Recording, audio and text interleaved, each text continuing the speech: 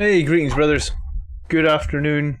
How are you all doing? I know it's someone already typing to try and get the chatbot to work. I've just turned the chatbot off. I will probably turn it back on in like 10 minutes' time. Remind me if I don't. I don't know. I think I need to get a new chatbot. This one is a cloud bot, so it lives in the cloud, and I think it does its own thing in the cloud and doesn't always. It doesn't seem reliable. Anyway, good afternoon, Mark, Reziel, Balanced Hydra, Eric, Mike, Highland Phoenix, another Mark, Maverick, Ariz, and Benjamin. Good afternoon, guys. Thanks for tuning in. We are obviously here for our weekly Army List show. Every Sunday, 4 till 6, about 2 hours, we look at Army Lists. We have a slightly new format. Good afternoon, Nick. So, from now on, we're looking at 4 lists every week. 2 members, 2 non-members. So, that's going to be the new format going forward. So, yeah, I mean, if you submit your lists, I think the queue for members lists at the moment is about... I think I've got... So if you submitted a list today, you'd get reviewed in 3 weeks' time. I think if you're a non-member, if you submit a list today, you get reviewed in about 11 weeks' time. So consider that when you are... when you are submitting your lists. And then I actually... Yeah, do you know what? I just noticed that we have this model here that we're supposed to be giving away today. Let me see if I can put him here. Yeah. We're giving away this model today. If you're a member and you haven't already entered, you can enter. Last chance, I guess, to enter. How to enter? You need to go over onto Discord. And you need to type. Let me see if I remember this correctly. You would need to type the following message into the members room. And I need to actually correlate all the members. I don't know how to do that, but this is the message you need to type. So, if you're a member and you haven't entered yet, last chance, make sure you type hashtag Origin Painting Champion into the members channel in Discord, and we will be giving away this model. I guess we'll give it away at the end of the stream because I have completely forgot that I needed to make a list of all the people that had entered, so I will do that at the end of the stream. Cool. Oh yeah, thank you, Mark. Put it in chat as well. Okay. Cool. So yeah, I guess without too much further ado then, if you want to submit your list, the way to do that is to head over to the Blood Angels Commander YouTube channel. So that's just search Blood Angels Commander on YouTube, click on Community tab, and in the Community tab, in the latest community post you can see, just post your list in here as a comment, that's fine. And yeah, I mean, it's best if the list is just text format. Paste bin dump as well works or something, and we'll add you to the queue. Not a member to your own channel. Apparently, I am not a member to your own channel. I guess it's probably just showing the join button. I don't actually know. You can join it. You can join your own channel. Okay, interesting. YouTube takes a pretty big cut of any money that goes through YouTube. So, I mean, if you want to give away a cut of the money, sure. Alright, and then let me just wipe out these numbers because we haven't started any lists yet. So, cool. So yeah, list number 1, or let's go through all the lists today. We're going to be looking at Highland Phoenix, we're going to be looking at Michael Hokey, we're going to be looking at Ares Mafia, and then Dr. Let me close Discord so we don't hear all those pings. Okay. Right. So this is version 8 of Highland Phoenix's list. So let's start here. And this is a Patrol and Vanguard attachment. So this is what I'm running, Patrol and Vanguard. I like it. I mean, I think it gives you a lot of options in terms of elites, and you don't have to spend too many points on troops. Likely secondaries, behind enemy lines, engage on all fronts, Oath of Moment, Death from Above, deploy teleport homers, retrieve Octarius data. I don't think teleport homers is a very good objective, honestly. Let me just grab my chapter approved book.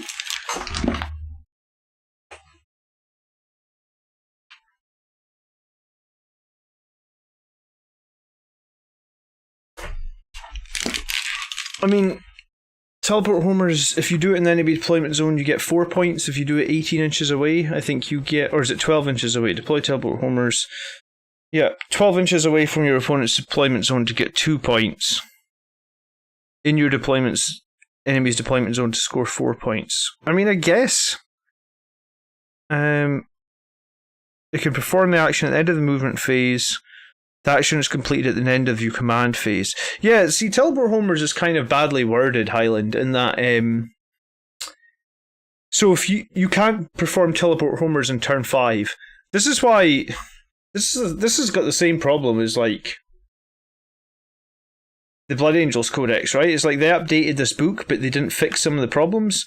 And this was a problem with teleport homers in chapter approved last year, in that you cannot, like if you look at the wording on Raise the Banners, right? It's like you score 1 victory point at each of your command phases and 1 victory point at the end of the battle, whereas teleport homers, there is no mention at the end of the battle. So arguably, you can only score unless you have a drop pod, you can only score teleport homers in turn 2, 3, and 4, which means that you're stuck with 12 victory points. I don't like it. I think it's I think they needed to update it, right?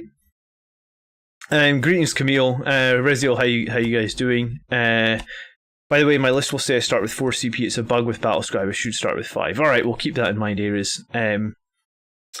Teleport Homer is only good because it's not just infantry that can do it. Oh, so who all can do Teleport Homers? Oh, bikers can do it as well. Still, it really needs... They really needed... Like, the fact you can't score it in turn 5 is stupid. Yeah, and I really think it's just the wording. They just worded it badly, and because they worded it badly, you can't score it in turn 5. I got hit with that before. I tried to use it and score it in turn 5, and you were like, "Yeah, you can't. You don't get the points at the end of the game." I was like, "Well, that's stupid." Because you could still do you could still do the action in turn 5. You just go get the points. All right, we start with the Primaris Chaplain on the bike, who has his Crozius. I guess it's replaced with the Benediction of Fury. He's got Master of Sanctity. He's a wide orator, and he has Gift of Foresight, and he has Mantra of Strength, Recitation of Focus, and Litany of Hate. I thought, have you typed that wrong? Is it not supposed to be, or have I? That's number 5, right? I thought it was.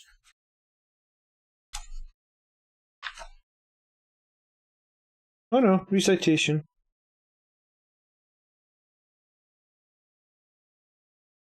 Or maybe I'm saying it wrong. So that gives you +1 to melee. It gives you +1 to hit on a ranged attack to core character units within 6. Is that an aura, or is it select 1 friendly? Okay. Bikes can't raise the banners. No, characters and infantry can raise banners. Sorry, ROD. What's ROD? Retrieve Octarius data. Octarius data is infantry only. Okay, so yeah, I mean, this is a good character. I like him a lot. He's survivable. He does a lot of damage. Toughness 5, 7 wounds. Reroll 1 hit, 1 save, 1 wound. And then 2 litanies going off. I like the idea of running Litany of Faith on this guy, but I think these litanies are probably fine as well. You then have your company veterans. 2 veterans, 2 Storm Shields, 2 Lightning Claws. Makes sense. Bodyguards as well, those veterans. Yeah, we're just get some clarification. We then have infiltrators at 120 points. We have 1 bike squad, 4 bikes, 2 melt guns, 1 chainsword, 1 combi melta, and 1 attack bike with multi melta, and we have that times 2. Interesting. Okay, so you've got bike squads with basically 5 melta shots at 12 inches. I actually really don't know the profile of a regular bike off the top of my head. I think they're... Do you know what, I'm not going to guess, I'll just look it up. Bike squad.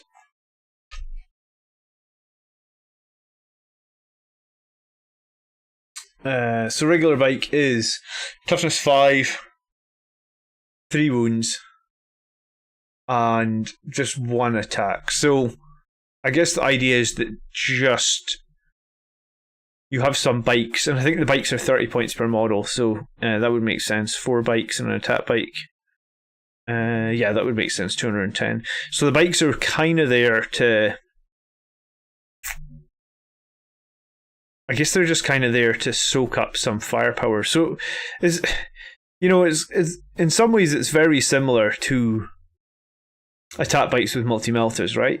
Like, if you run 3 attack bites with multi-meltas for 180 points, these are very similar. They're just going to be able to absorb some more damage. You do have that chain sword, but I mean, one attack is meh. So, but I guess if you do actually have to charge into combat, you will do a little bit more damage. Okay, I mean, I don't mind these bike squads. The fact that they can move 14 gives them kind of the mobility to get those melta guns into range. Maybe you're just out of range in turn 1 or something, but yeah, I mean, I think they're fine. I see them as very similar in terms of, you know, like 4 attack bikes, what is that, like 12 wounds? So they're a little bit more survivable than just running regular attack bikes. They take a penalty in range, and then yeah, I don't mind them. They could do a little bit better in combat if they need to.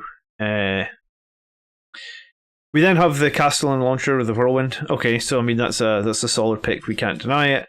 We have the Sanguinary priest with the jump pack and the chainsword, and he is the chief apothecary, so he could be rezzing bikes, I guess, and that's maybe one of the main things he'll be doing in this list. A librarian with an infernal pistol, 4-sword jump pack. He's the chief librarian. He also has Icon of the Angel, Sacred Fortress, Null Zone, Veil of Time, and Smite.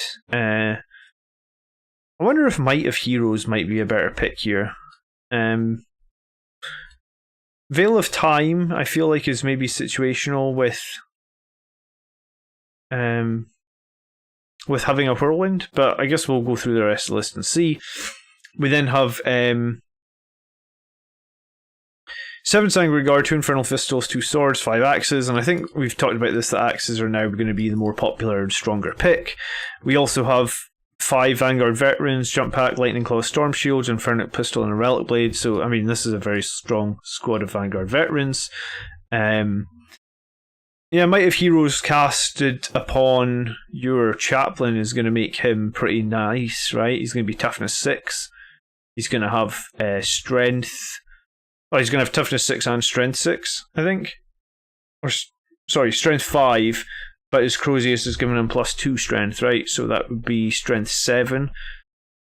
We then have Relic Terminators, Grenade Harness, Stolen Bolts, and Chain Fists. I'm not sure if the whole Relic Terminator squad benefit from having Chain Fists. I mean, I think a couple of Lightning Claws in there might be a nice shout. Might save you some points for elsewhere. And the reason I don't know, I think Relic Terminators don't get a whole heap of attacks, right? Like, it's going to be 2 attacks per model or something, so by having ones with Lightning Claws, if you do run into chaff units, you're just going to be able to do a bit more killing with the Lightning Claws. And it's going to save you a considerable amount of points. I don't know what you could use those points for yet, but let me pick up this manual book. How much is a Chain Fist and a Relic Terminator? Relic Terminator.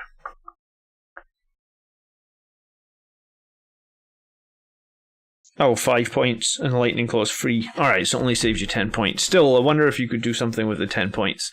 And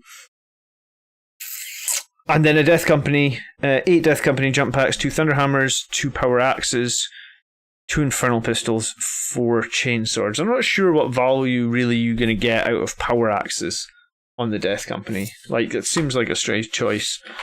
What is a Power Axe? +1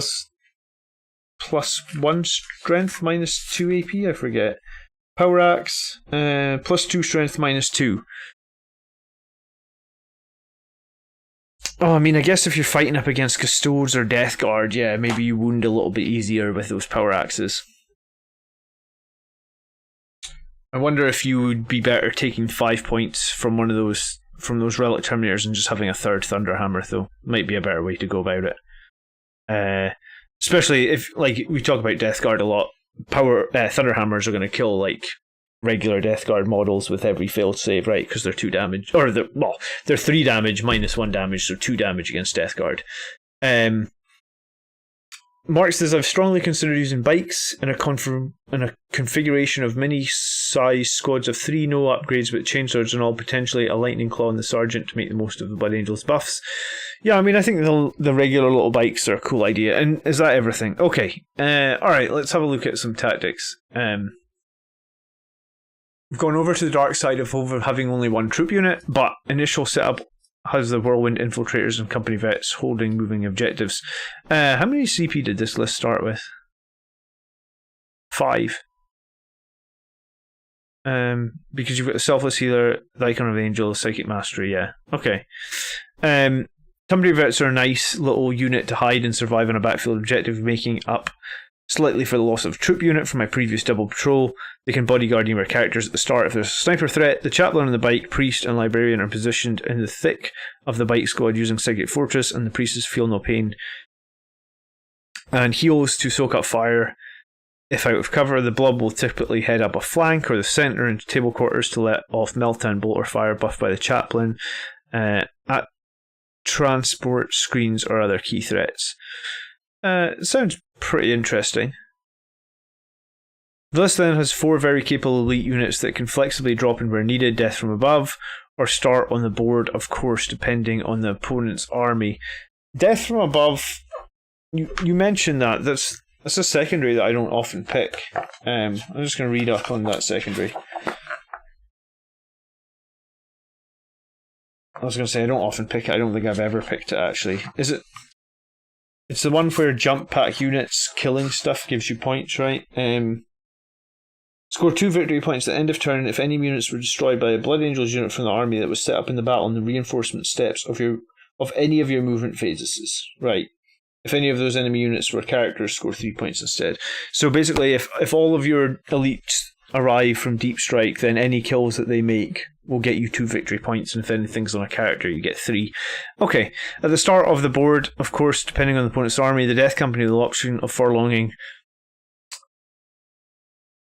past the bike units to lock up close enemies in combat. The Relic Terminators are likely unit to hold the centre for Oath of Moment or go into the opponent's deployment zone against largest armoured threats, leaving the Sanguinary Guard and Vanguard veterans to sweep and clear and counter where required to support the chaplain, dropping in near the librarian for reroll charges and support from Null Zone or Veil of Time.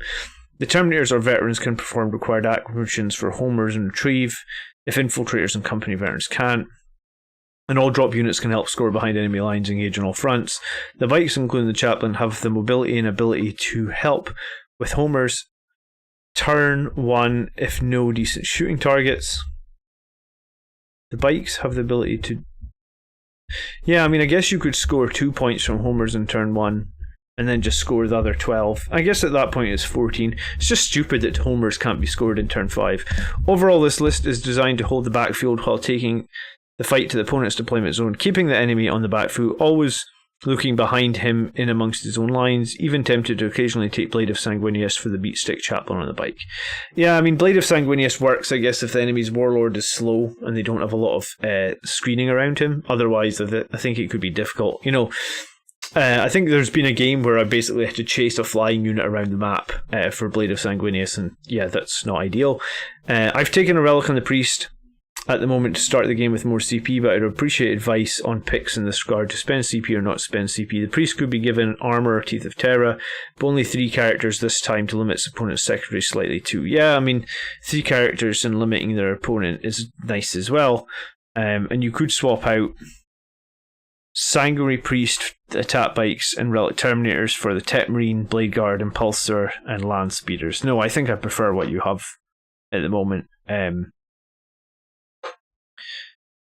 I think even if you do run Blade Guard, I don't think you need an Impulsor. I'm going to run 5 in my next list. And I really don't think that you need the Impulsor.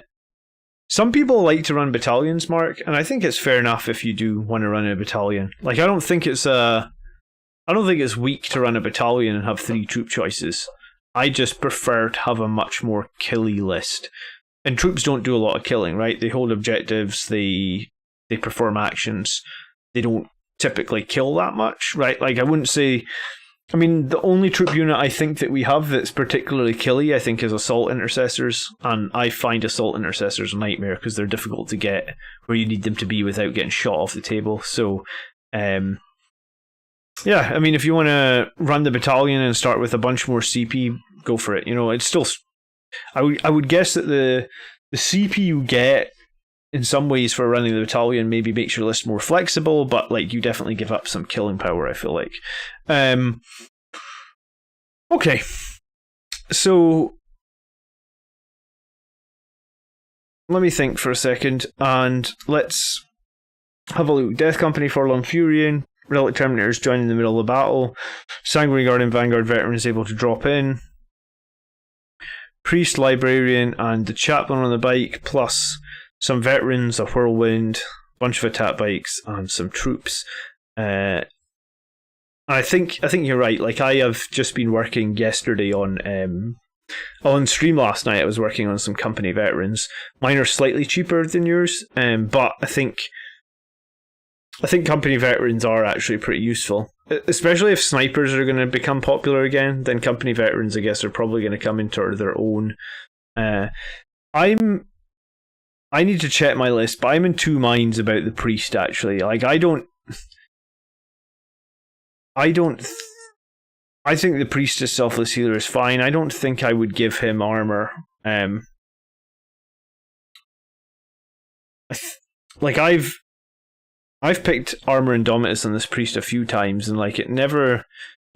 If the priest gets if priest gets targeted, he's probably going to die. It doesn't feel like there's a whole... It doesn't feel like there's any relic you can really give him to make him very survivable, right? Like, some people put Artificer armor on him, but like a 5++ isn't that... You know, it doesn't work that often. He's only toughness 4. He only has 4 wounds. So I just run the priest with Selfless Healer and nothing else. I think in my list I had him with Armor Indomitus, but I honestly think I'm going to drop it because I think that having the CP would probably be more valuable, right? Okay. So let's do a little bit of scoring. The easy things first. OBSEC, we just have one troop unit, so I'm guessing it's like a 6.5. We do have those company veterans, so do you know what? Maybe it's a 6.75. We don't often split numbers, but maybe the veterans and the whirlwind. Veterans and whirlwind. I think, you know, you've essentially got 3 units that can sit on objectives. So I guess you can get 7 points for objective holding, but you obviously don't get 7. Still kind of low in terms of that. So shooting out enemy screens or dealing with horde armies. So I guess like if the Death Company jump in, they could maybe take out like a big squad of guys. The Stormbolters from the Relics and the Angelus Bolters from the Sanguinary Guard give you some shooting. The Whirlwind gives you a little bit of horde shooting. The bikes... What's on the bikes? Is each bike got a twin bolt gun? I assume that they do, yeah. I mean, they must have a twin bolt gun. So each bike squad's going to get, what, 20 bolter shots? Sure enough, they're AP0. Yeah, twin bolt guns. So each bike squad's going to get 20 shots of bolt gun, which isn't bad. I mean, it's not amazing, but it's still 40 shots per turn, and you can resurrect the bikes. What's all the excitement about? Hey, Paxton. Good afternoon. The priest dies. Like, if the enemy want to kill your priest, they'll kill your priest, right? I don't think there's a good relic or a warlord trait to put on the priest. I think the thing that makes the priest strong is the jump pack. The positioning is the strong thing. You can't. Do they have a rule where you can shoot their pistols as well? No.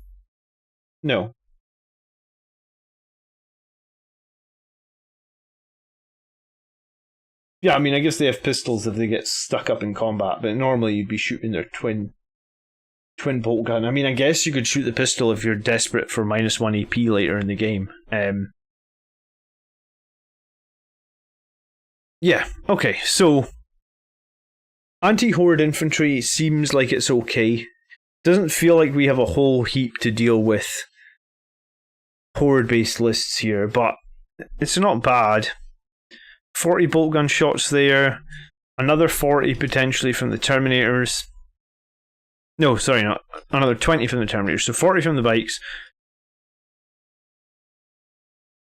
20 from the Terminators, 10 from the Sanguinary Guard with -1 AP. It's okay. It's just bolt fire though, right? Like there's no onslaught cannons or anything like that that are going to be a little bit more punchy. We're also going to look at anti-vehicle monster next, and so each of these squads essentially has 5 melta-gun shots. Obviously 2 of them are multi-melta shots that gives us long range, so that's like 10 shots here of multi-meltas. We also have that chaplain with his 4 damage Crozius.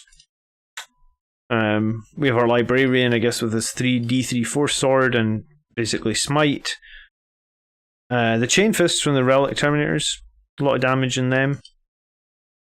Thunderhammers, yeah, I mean your anti-monster here is pretty good. 3 damage weapons is like 2, 7, 8, 9. Plus we already said that was 10, so 19, so 23 damage weapons. Which, yeah, I mean that's a solid amount of 3 damage weapons. It's pretty strong. 9. I was gonna say, it feels like it's a 9.5, right? But it also feels like, oh, there's some Infernal Pistols I missed? Sorry. Oh yeah, 2 Infernal Pistols. Alright, 22 3 damage weapons. And an Infernal Pistol here, 23 3 damage weapons. So, it feels like it's probably a 9.5, but a lot of it is very close range. So I think probably what we'll do is we'll 9.5 it and we'll take half a point off in specialization because there's so much really close range firepower. But I mean, if you can make it work, you can make it work, right? Sorry, who all had an Infernal Pistol? Oh right, so Librarian had an Infernal Pistol. The 2 Sanguinary Guard. Oh, there's 2 in the Death Company as well. Oh right, yeah, I missed that. Alright, so you've got, yeah. Alright, I guess it's... You may have over-Infernal Pistoled this list. I don't know if we've ever said that about a list before. 1, 2, 3, 4, 5, 6, 7... But you know what? Maybe because your melta guns are closer range, then it's probably worth taking a bunch of Infernal Pistols to spread your threats out. Do you know what? I like it, actually. It's probably more Infernal Pistols than I would typically run. Well, I mean, it is. But, I mean, I always find Infernal Pistols are useful. Yeah, I think we've seen one guy that had 10 Sanguinary Guard, and every Sanguinary Guard had Infernal Pistol and Power Fist, but that was a very strange choice. Alright, yeah, I think 9.5 for anti-monster then. Mobility, relic terminators aren't mobile. They can deep strike in, so that kind of gives them a bit of mobility. The whirlwind isn't mobile, but probably doesn't need to be. The veterans aren't mobile, but again, they probably don't need to be. I think mobility is like a 9 then. Like, I guess you have to be a little bit smart with these bike squads because there's maybe a lot of bases and a lot of there's a lot of tricks to get them around the map, but I think mobility in general is pretty good. I think like a 9. And then specialization. So we have... Is that right? Yeah. We have a Chief Librarian with 2 denies. We have 23 3 damage weapons. We have a fight last and a fight first, which is pretty nice. And I mean, I guess the one thing I'm seeing is like we don't really have any way to get rid of mortal wounds, but maybe that's not a big deal. We have a Death Company that can throw in first. We have good balance of shooting. And yeah, I mean, we didn't even talk about Blood Chalice, actually. Blood Chalice down on the Sanguinary Guard or whoever else. I guess the one issue is if they're dropping in together, then you have to wait one more turn. I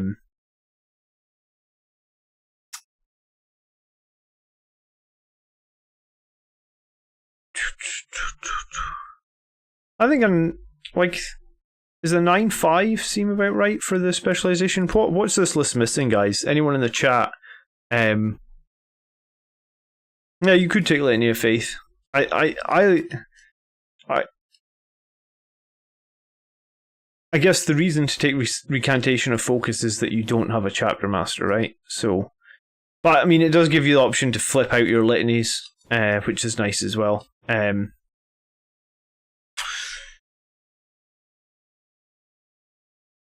Hey Adam, how you doing? Yeah, like maybe a 9-5 here. I think on specialization. I'm not sure what's weak.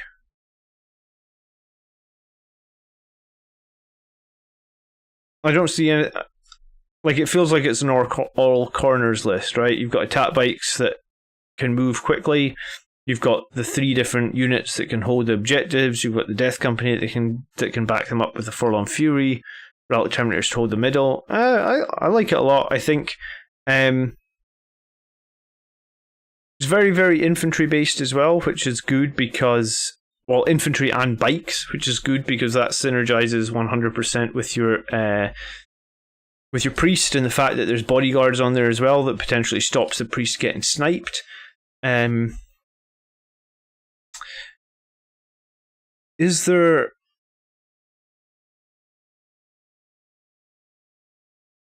I was going to say, I think you're maybe onto something in the chat. Like, maybe the bike sergeants just get a different weapon option, and maybe if you're trying to hold the middle with these Relic Terminators, you don't know what's coming to the middle. So I think 3 Chain Fists and 2 Lightning Claws to me seems nicer. Just because if the enemy's going to flood the middle with chaff units, you want the extra attacks and the rerolls from Lightning Claws just to guarantee that you're hitting a lot and you're mowing down the enemy that way. Yeah, I think this is a pretty good list. You know, we talk about like the Death Company, the Vanguard Vets, the Sanguinary Guard being our 3 sort of trifactor of super good melee units. The Relic Terminators, we talk about them being the cheapest Terminators you can field right now, probably with the most weapon options. Everything else is super mobile. Yeah, I think 43 is actually a very reasonable score. I think that'll probably be the list to beat today. 43. I wonder if there's anything. Yeah, I'm a little bit sad that I guess I'm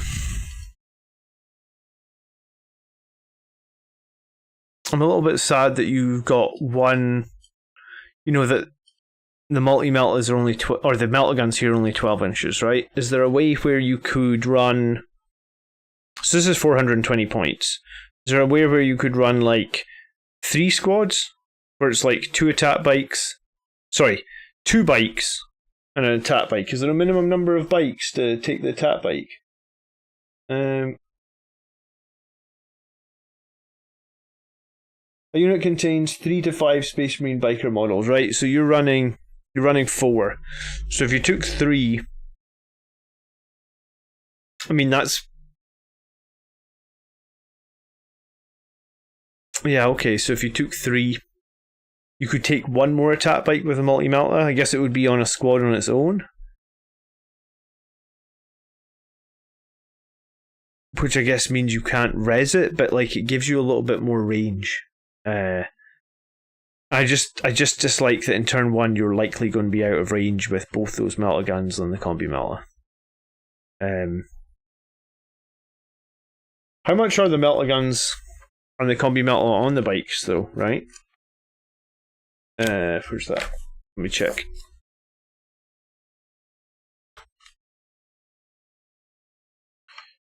Elites. No, they'll be fast attack, won't they? Melta guns are 10 points and the combi melta is the same 10. Okay. Huh. So if you dropped all the melta guns and the combi meltas, that would save you 30 on each squad. So you drop a bike on each squad, that would give you 120. Oh man, that's so close. You're almost, you could almost, you could almost have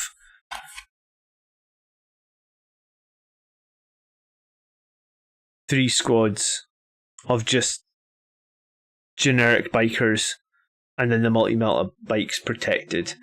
It's close, I suppose.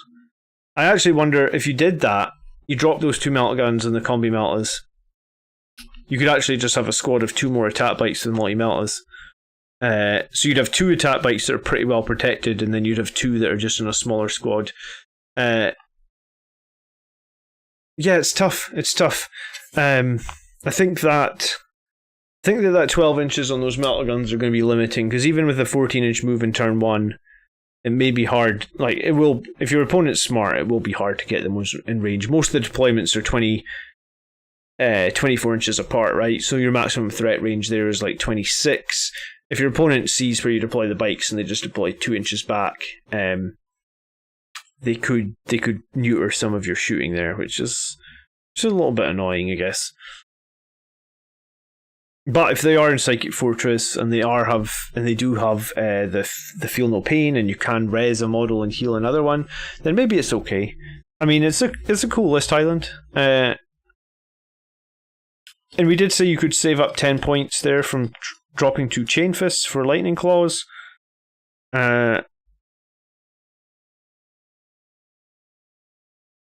You could probably, if you really needed another 10 points, you could probably drop like a couple of these Power Axes or the Infernal Pistols here as well. So I think you could probably change this to like 3 bikes with an attack bike times 3 almost. So each squad would be like 150, 150, 150, 150. I think I like that more.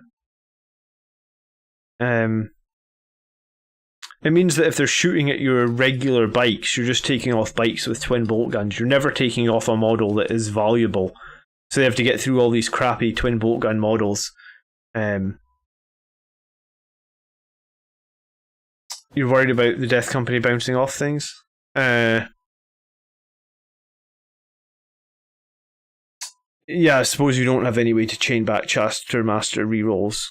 I mean, you could chain back Assault Doctrine.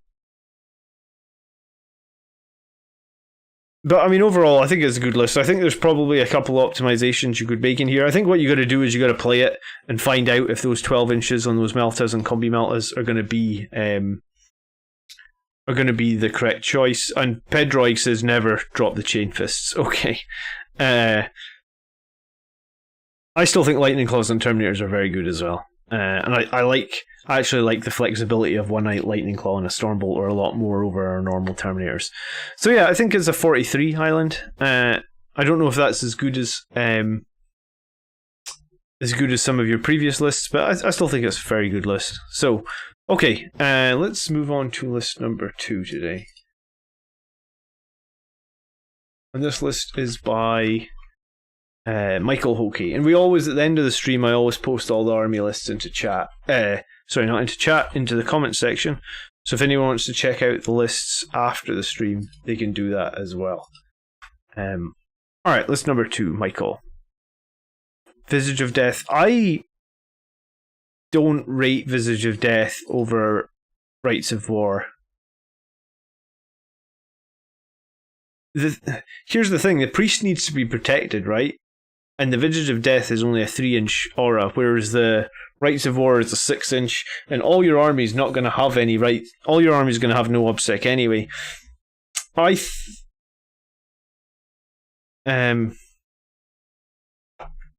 does Visage trump all obsec? Have they changed it? Because I think Rites of War is better than Visage of Death. Give me your reasoning why you think Visage of Death is better, and we'll discuss it.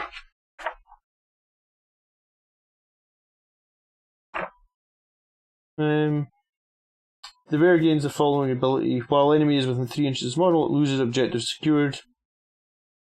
And allows Yeah, yeah. I don't know. Oh, I missed an FAQ. Which FAQ is this? Let's have a look. I do read the FAQs. I just have bad memory. I'm old. How do you get to the FAQs from here?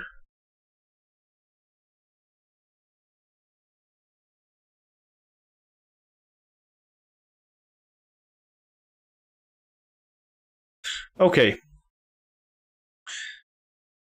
If you have a rule that takes away OBSEC and they have a rule that gives them, then Visage removes it.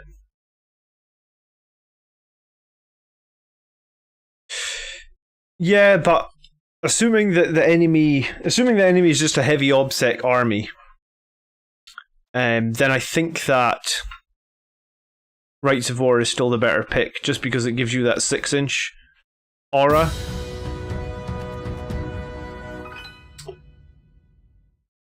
You could double stack OBSEC.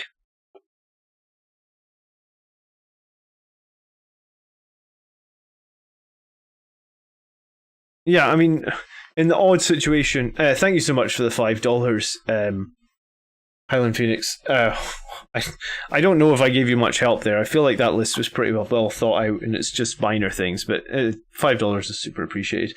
I think my issue, I think, with Visions of Death is you could be in the center of an objective, or very close to the center of the objective, and the enemy could still have OBSEC units on that objective because it's only a 3-inch removal, right? Whereas I think with Rites of War, you can potentially be 1 or 2 inches off the 3-inch bubble of the objective and still be giving that whole objective Rites of War. So I think that's why I prefer Rites of War.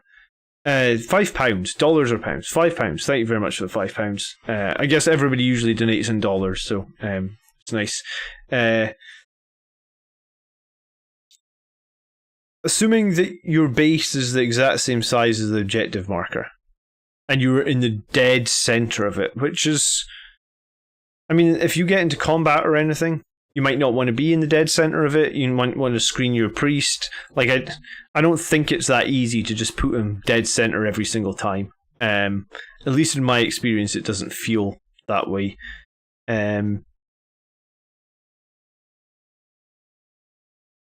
think I agree with Mark. Yeah, like I just think Rites of War, it's a bigger bubble, and it's a bubble that isn't, like, the positioning of your priest is probably going to be kind of the most important positioning of all your units on the table, right? Because your priest needs to be within 3 inches of models to give them the feel no pain. It needs to be in 3 inches of models to give them the revives. So if you're trying to do all that, and you need them sitting in the center of the objective as well, it just seems like it's one too many things. Maybe if it's another character, that I'm okay with it. Yeah, you couldn't get Rites of War in. Psychic Mastery is good, for sure. It just makes your powers quite a bit more reliable. I mean, Warp Charge is 6, I guess, means that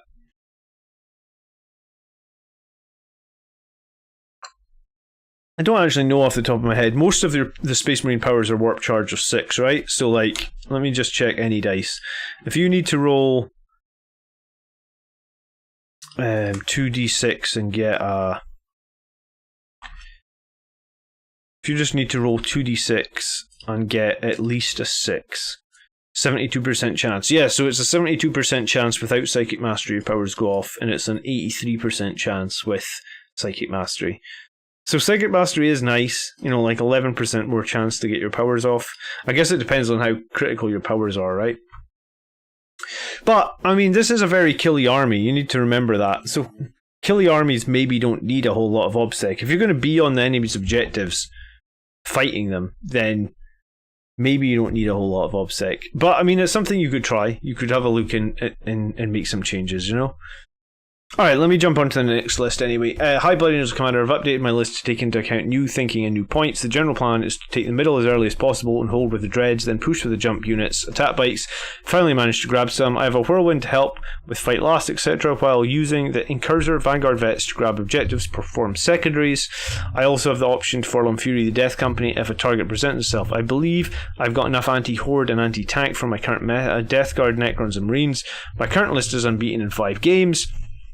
But I know there are Sisters in Dukari coming up in my meta soon, and I would appreciate any advice on this updated list for this list to be enabled to hold my own without losing too much against the other armies. My thoughts currently are to try and get more fight first last shenanigans in maybe a Judiciar or the Librarian Power Veil of Time, but I'm not sure what I drop apart from a troop choice, and I'm reluctant to, as I'm uncomfortable with only having one upset considering my local meta.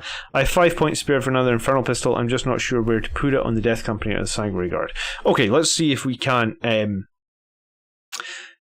give Michael some help, right? So he's got one extra relic in this army. He's got the Chapter Master with the Gift of Foresight, the Angel's Artifice, the Infernal Pistol, the Jump Pack, Rites of War, and a Thunderhammer. So yeah, this is a great Chapter Master. Toughness 5, 6 wounds I think, 2+ save, Gift of Foresight making him super survivable, and then Rites of War as well. And then we have the Sanguinary Priest, very much as we just saw on Highland's list, Chief Apothecary, Jump Pack, Selfless Healer, Hero of the Chapter. And this must be a patrol to start with. So 2 Incursor squads, just as you are. There's not much to talk about with Incursor squads. 3 swords, 3 axes. Sorry, 4 swords, 3 axes on the Sanguinary Guard, and 1 Infernal Pistol. I do think axes are going to start being the better choice in the near future. Unless you're running Null Zone, then I guess your axes are probably... This is really annoying, because if you've been watching my streams, you'll know that I just finished up a bunch more sword guys, but axes are going to be where it's at. Death Guard, orcs, custodies, axes are going to be ahead in a lot of things soon, if not already. We then have the 5 Vanguard veterans with Lightning Claws and Storm Shields, Infernal Pistol and the Sergeant, which is nice. 3 attack bikes, multi-meltas. And then the second is the Vanguard. So how many CP does he start this with? 9. I think this is wrong. So it'll be 9, but then it'll be -3 here. So yes, 6 CP. Okay, so he's got a Vanguard Librarian with Null Zone and Psychic Fortress and a Jump Pack. I've kind of moved away from Null Zone, honestly. I find I ran it in my list that won like a bunch of games in a row, but like honestly, it didn't happen that often. I know you've been telling me for a year now, Pedroid, to get more axes, and it's hard to deny that with Null Zone, the -4 of the swords is very, very good, but the axes, the wounding on 2s in most situations is going to trump everything now. I know you've been telling me, but like I said, I don't run Null Zone anymore. I dropped it. I think it's too... I mean, it's the fact it can be denied, right? And it's like your Psyker needs to expose himself. And also, like, I was using it more when we were able to take the power from the other discipline. The fact that we're not now means that, like, your Psyker has to expose himself. You can't wings. So yeah, Null Zone is good, but it can be denied, and you're... Yeah, I don't know. I feel like I played 11 games with that Null Zone Psyker, and I think I only got value out of the Null Zone 2 times. When I got value out of it, it was very good, but I'm not sure that I feel like it was... I'm not sure like I feel like it was worth it. Yeah, I just didn't feel like it was worth it, I guess. Or it was too situational, like it wasn't a reliable thing. And you know what, I was talking to someone else about chaplains versus psychers the other night, and they were basically saying, you know, like if you've got a chaplain with a wise orator, you're just basically casting your litanies on a 2+, and you don't have someone potentially denying them, and you don't have to worry about like having the powers go off in the right places. You're giving yourself like a very high probability cast. Whereas like librarians aren't a high probability cast, and this is in Null Zone is a bit risky. So yeah, for me, having spoke about that, I actually think that like maybe at the highest levels, chaplains are maybe actually better than psychers, because if you've got them with the Wise Orator, you can almost be guaranteeing 2 buffs go off, as opposed to, oh well, I've cast my psychic power, but now you're going to go deny it. And especially against sisters now, right? Like, every single unit in the sisters list can deny psychic powers. So every single power you cast, they get a deny roll if there's anything in range. It's nuts. And then I think they can also have a stratagem to do an additional deny. All right, and then we've got the Primaris Chaplain of Bike, Mantra of Strength, Benediction of Fury. So this is definitely a beatstick chaplain in this list. So Chapter Master, Sanguinary Priest, Librarian, and the Beatstick Chaplain. We then have a Death Company of 6 with Thunderhammers. We have 2 Redemptors, Macros, and Onslaughts, and then we have the Whirlwind with the Castellan Launcher. Okay, so Reziel, Reziel is in the chat. He says that Death Company, if you want to do Forlorn Fury, it's all or nothing. And I guess what he means by that is six Death Company is not good enough for Forlorn Fury. I think it's 10. Maybe you get away with like 8 or something. But 6 is probably not going to do enough. So I'd reconsider Forlorn Fury in the Death Company if you only have 6 of them. We just talked about like units bouncing off enemies. And Highland Phoenix was worried just in his list a few minutes ago that his 8 Death Company, what with like two more weapon upgrades and 2 more Infernal Pistols, would bounce off enemies. So I think this Death Company is questionable if they're going to Forlorn Fury. I like the Redemptors a lot. I like the fact you have 2 of them a lot. I like the Whirlwind with the Castellan Launcher. I like the 4 damage Chaplain. I mean, there's a question mark around like his Mantra of Strength is only going to go off 2 out of 3 times, which is a little bit annoying, but I guess you could CP it if you really need it to go off. Null Zone Librarian. The chat are basically telling me I didn't play him right, but I do think it's a hard thing to play right? Because like, you're using Psychic Fortress the same as I was, and I guess the idea that I had was like turn 1, maybe even turn 2, my Librarian would sit, move forward slowly, Psychic Fortress my army, and then turn 3 we'd try and go forward, get some Null Zones off. Null Zone can also backfire. I think in one of the games I didn't move my Librarian quite correctly and I Null Zoned my own Death Company captain and he died. So you have to be very careful with Null Zone. In my last list I actually transitioned out of Null Zone into Might of Heroes. I think Might of Heroes is very good in some situations as well. And against Death Guard, Might of Heroes is very good. What did you say you were coming up against soon? You said Dukari and Sisters. Yeah, Might of Heroes might be good against Sisters as well, especially if you can make some of your characters toughness 6. You could probably make your Chapter Master or your Bike Captain a toughness 6, which I kind of like. We then have the Attack Bikes with Multi-Maltas. Nothing negative to say about that. The Lightning Claws, the Sanguinary Guard, and then Cursors, and 2 Incursors. So you've got units to do actions. You've got a strong Sanguinary Guard and Vanguard Veteran Squad. You've got the Attack Bikes. You've got the Healer to get them back up. You've got the Redemptors. You've got the Whirlwind. You've got the Death Company Marines. Do you know what? This list is actually super similar to mine. If this was me, Michael, and I might, just looking at this 180 points, that's literally the points cost of 5 Blade Guard veterans, and I'm not seeing a whole lot that this Death Company, like, based on what Reziel's saying, like, this Death Company is not going to make a huge dent in the enemy forces turn 1. And I kind of agree with that. I mean, I wouldn't mention it if I didn't think it was relevant. If you had 5 Blade Guard veterans that you're just pushing forward and you're transhumaning them, and you're either aiming to like contest an enemy objective. Another thing that's quite nice with 5 Blade Guard veterans is they can bodyguard the priest really, really well.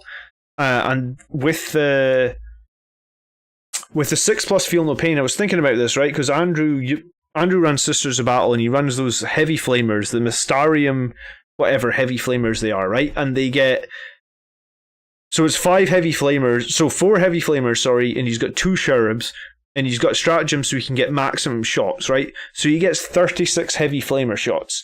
So normally heavy flamers, because he gets the maximum number of shots and he burns the cherubs. So if he shoots at your Blade Guard veterans with 36 heavy flamer shots and you transhuman them, then only 18 come through, and then you try and save them, and they're going to be saving on 2+, right? Because they're Blade Guard veterans. So I know that he's got some sort of modifier where if he rolls a 6, some of them are saved at 4s. But so 18 come through, you're arguably going to save about 10. So then you have 8 to take, and you've got 6+ feel no pain. So out of 8 rolls, 6+, you're going to get 1 or something. So like one of his most offensive punchy units maybe kills 2 Blade Guard. If you have 1 or 2 good dice rolls, he only kills like 1 Blade Guard or something. For like 140, 150 point Sisters of Battle Retributor squad. So it's one of the reasons I'm thinking I might jump back to run a 5-man Blade Guard. I think a 5-man Blade Guard is really great with Transhuman. We're building these tier lists up, and we've actually already filmed the Elite tier list video. And Blade Guard are one of the things, if they're not in the A tier, I think they're the one non-jump pack unit that we put in the S tier. I mean, tune in next Friday and you'll see the whole video. But I think, chat is telling me as well that a small Death Company unit do nothing that the Vanguards don't do better. So that's the one thing that I'm seeing that I potentially don't like. I'd love it if we could find the points to do Wise Orator on this guy. Like I said, I think having that extra litany and having the guaranteed litany casts, well, they're not guaranteed, but they're much more likely. Blade Guard aren't Gravis, Pedroid. They still move 6. Everybody thinks they're Gravis, but they're not. They look like they're Gravis, but they are not, promise you. I honestly thought they were Gravis when Andrew was shooting them the other day. He was like, "They're Gravis, right?" I was like, "Nope, they're just Blade Guard. Toughness 4, but 6 inches." So if you advance them, and the average of a D6 is 3.5, right? So if you advance them turn 1, you probably get a 10-inch move. On average, you get like a 10-inch move. I think Blade Guard would add a lot more durability to this list, which I think would be nice. They're beautiful. Yeah, they are beautiful. I mean, we're giving away a beautiful Blade Guard later in the stream. Okay, and then incursors to score objectives. Yeah, and you said you had 5 points left over. You wanted to know where you would put an Infernal Pistol. I might not even take an Infernal Pistol. I might put rocket pods on one of these Redemptors, actually. I mean, if you're not going to change the Death Company, then sure, put the Infernal Pistol into the Death Company and hope they survive 1 round of combat to shoot the Infernal Pistol.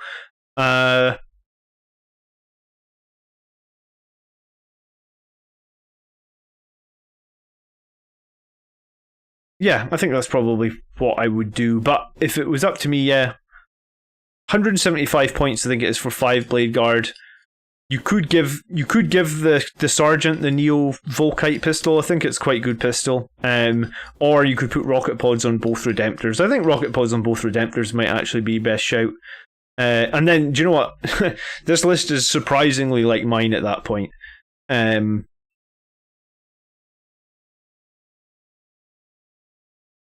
But yeah, if you do want to make this Death Company happen, you probably have to drop like the Primaris Chaplain on the bike and invest all other 115 points. So that'll give you like 4 more guys with bolters, chainswords. So you get up to a 10-man squad, and then you'd have...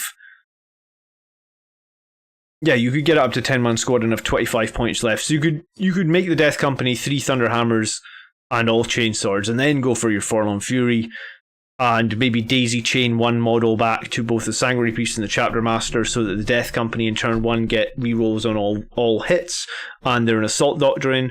I mean, that's how Vanguard Tactics plays, I think, his Death Company, or at least he did at the start of 9th edition, and I think that's very strong. So I think that's the 2 changes I would probably make here. Let me think about scoring then. OBSEC I think is going to be like a 7.5, right? You got 2 full boss units. But I think you also took Rites of War on the Chapter Master. Yeah, you did. So I think we're going to put 8.5 into OBSEC. Anti-infantry firepower is kind of okay. It might be nice if one of the Redemptors was running frag storms, so that if you did come up against like a horde army, you'd get more shots at longer range. Remember, Bolter Discipline doesn't affect dreadnoughts anymore for whatever reason. So dreadnoughts only get the maximum Stormbolter shots at 12 inches. But you do have the onslaught cannons, which is nice. You do have the whirlwinds. We do have some bolters on the attack bikes. We do have some Sangre Guard bolt guns as well. The Incursors can shoot, but it's usually lackluster. The Incursors' weapons being AP0, same as Infiltrators' weapons being AP0, usually means it's pretty lackluster. I'd guess like it's an 8. It's probably on par with Highland's list that we just looked at. Highland's list probably has more shots, but I mean, you have the slightly higher strength onslaught cannon and the more AP. Blade Guard veterans have halos. What more do you want? Yeah, I mean, if Blade Guard veterans get jump packs, now we're talking. That's what we need, right? Maybe one day, guys. Maybe one day. Okay. Anti-vehicle monsters. Let's have a look at 3 damage weapons. So each Redemptor has 2. We got 2 more Thunderhammers here, that gives us 6. We have Benediction of Fury, that gives us 7. We have this Librarian with an Infernal Pistol and Force Sword, that gives us 9. We have these 3 Multi-Miltas, that gives us 12. We have another Infernal Pistol here, 13. Another one here, 14. Chapter Master had a Thunderhammer and an Infernal Pistol, so 16. Yeah, so 16 3 damage weapons. I think it's totally fine. I think it's probably got enough killy potential with the attack bikes, with the Vanguard Veterans, with the Sangre Guard, with the 2 Redemptors. Yeah, I mean, I'm happy with it. It's either going to be a 9 or a 9.5. Yeah, I just have a question mark around this Death Company. I mean, I guess if you're going to drop them in the backfield and try and do some harass, it's maybe a 9.5. I think it's similar. I don't dislike it at all. Yeah, and I mean, your Primaris Chaplain on a bike's kind of a missile as well. He's a really cheap missile too, right? 115 points for Chaplain on the bike, I think, has toughness 5, 7 wounds, 14-inch move, and I think it's 4 attacks, so 6 on the charge. I mean, this is why it might be good to have Might of Heroes, right? Like, if you're not sure you can get your Primaris... Sorry, if you're not sure you can get Null Zone where you need it, then just focus on this Chaplain on a bike. Give him Might of Heroes, make him Strength 5 with 6 attacks, and then, you know, with the Crozius, he's then Strength 7, -2. Sorry, yeah, the Crozius is Strength 7, but if he casts Mantra of Strength, then he's Strength 8, right? So he's Strength 8, 6 attacks. No, 7 attacks if you cast Might of Heroes on him. So Strength 8, 7 attacks. Hitting on 2s, potentially rerolling everything from the Litany of Hate. No, you wouldn't have that up because you cast Mantra of Strength. So 7 attacks, hitting on 2s, and then probably at Strength 8, he's wounding just about anything on 2s. And each wound is 4 damage with 6s doing mortals. Like, do you even need Null Zone at that point? Yeah, mobility-wise then, I mean, the Dreadnoughts aren't mobile. The Whirlwind isn't mobile, but probably doesn't need to be. The Incursors are still mobile. I rate the Incursors as mobile units just because Guerrilla Tactics kind of gives them the ability to be mobile. So 3 units that can't be mobile. So similar to Highlands, but maybe a little bit more points. You know, the Dreadnoughts are probably going to be the biggest problem, because if these Dreadnoughts get profiled, Redemptors on low profile move pretty poorly. I think it's like 4 inches? Let me check that. I've got Redemptors, so I should probably know. And I typically run 2 of them. Yeah, 4 inches if they go 8, 6, 4 is the profile in the Redemptors. So slightly less. And then specialization, we still have the ability to make the enemy fight last. We have 1 deny, whereas like Highland had 2 denies. We have 16 3 damage weapons, which is good as well. We also have Rites of War.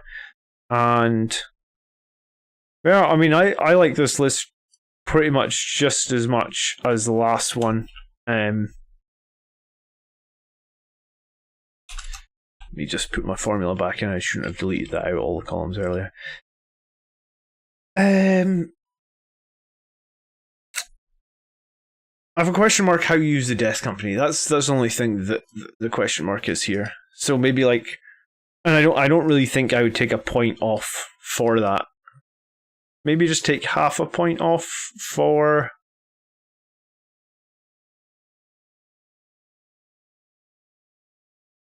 Well, one less deny? I mean, no way to protect against mortal wounds as well.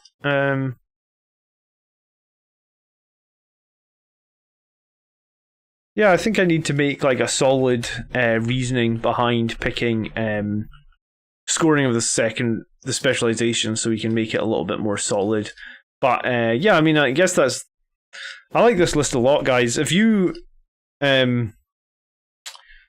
looking for a strong Blood Angels list, you pretty much will always find some in this army list show. Some of these members really make very strong lists. Or some of the non-members do as well. It's probably rude to say it's just the members that make the strong lists. But yeah, I think this is about as best we can do right now. And starting with 6 CP is nice, right? Like, he hasn't... So you get 11 CP over the course of the battle. Highland saying you could take a cheaper unit of company veterans instead of the second incursors and use the points for the death company. That is true. If you did take a cheap unit, you get about 60 points. You could add a couple more models to death company. Yeah, what do you think, Reziel? Does an 8 model death company cut it for a Forlorn Fury, or do you think it really needs to be 10?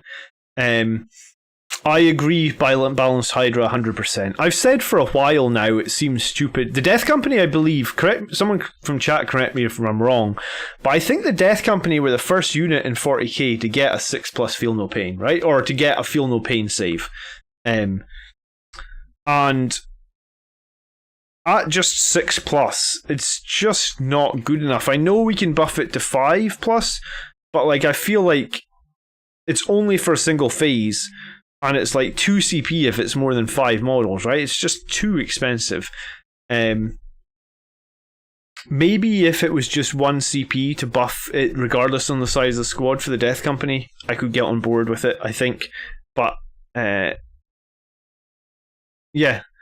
I think if this list had Blade Guard veterans there, I would play this. I think this would be very strong. It really I could literally field this list tomorrow as well. This is very similar to stuff that I run. And Michael has become a member literally while we were talking about his list. Well, thank you for resubscribing, Michael. Welcome, thank you. What is that? Member times 3, 3rd month. Appreciate it, brother. Hopefully we gave you some tips. If you've got any questions in the chat, please just fire them in and we'll make sure that we get them answered. Okay. Let's move on to list number 3 for today then. And this one is submitted by Ares Mafia, and Ares has been around in the community for a while now. So thank you for submitting a list and sort of putting yourself up in front of everybody to be judged. That's what this is all about, right? No, I'm joking. The Feel No Pain strategy was a slap in the face. They should be a 5 triple plus base. Yeah, I think if they're a 5 triple plus base with a stratagem to make them into a 4 triple plus for the same, like 1 CP for less than 5, 2 CP for more than 5, then I think Death Company are awesome. And that's why I think that there's small things they could do to our codex to make us competitive again. Like it doesn't need to be huge things. And the points costs in chapter approved were honestly a slap in the face. I don't know. I honestly was sat here wondering if the guy that balances 40k actually plays 40k when I saw the points cost changes in chapter approved. Because it felt like they were just so... It just felt like, to me, they were so off the mark. Okay, so this is a Vanguard attachment, and this is 1,083 points. I'm just checking. Yeah, okay. So 1998 points and starting with 4 CP, and this is a Flesh Tearers list, so this is cool. We typically get like 1 Flesh Tearers list a month. Yeah, do you know what? You're right as well, Pedroid. Death Company used to be no morale, and they used to just charge towards the closest enemy at all times, right? I think that they should probably just get rid of morale for Death Company as well. I mean, I'd be willing to pay a few more points for per model, right? If they made them like no morale, because like why would they have morale anyway? They're literally just seeing enemy monsters in front of them, and they're charging around, slaughtering everything they see. They're not going to run away from morale in terms of the lore, so there's no point them having to take morale tests. And they should probably be able to advance and charge as well. Like, why not? Like, I know that they have a bolt pistol. Well, just make it that they don't shoot their pistol if they advance and charge. Like, couple of nice stratagems like that, and I could see Death Company becoming really useful. Someone mentioned the secondary. What's it called? Like, Fury of the Lost. Score 3 victory points at the end of a turn if one or more enemy units have been destroyed by a Death Company unit from your army. That's such a bad secondary at the moment. Carry. If they change the Death Company secondary for 3 victory points for every unit killed, these 3 victory points per turn, then you would see much more Death Company. I mean, you would, but still, even if it's 3 victory points per unit killed by the Death Company, I still think it's a bad secondary. Because, like, most people are running one small squad of Death Company. Like, they're just not good enough to be running more. Yeah.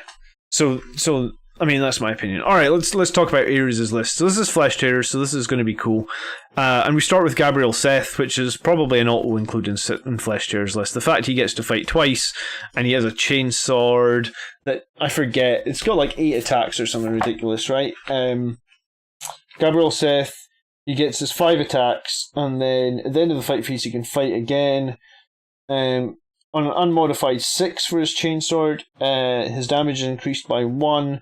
It's a ×2 strength, -2, 3 damage chainsword. There's no minuses to hit with it. That's what it is. And he's obviously a Chakra Master as well. So, potentially his weapon is...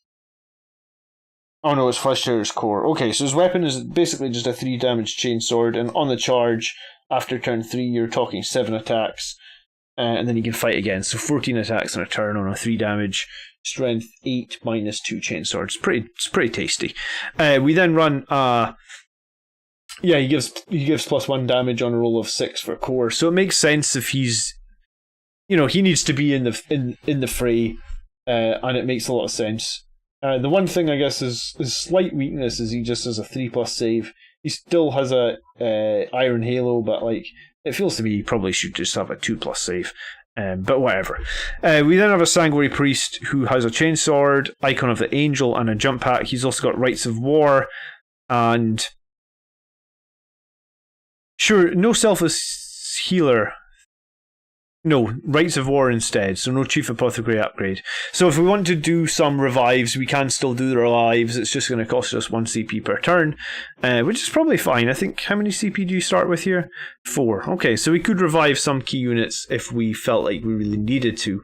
Even with a couple of unnerfed Blood Angels are still high skill to play. Position affects the outcome of the game more so than the dice rolls. Yeah, I mean, I think...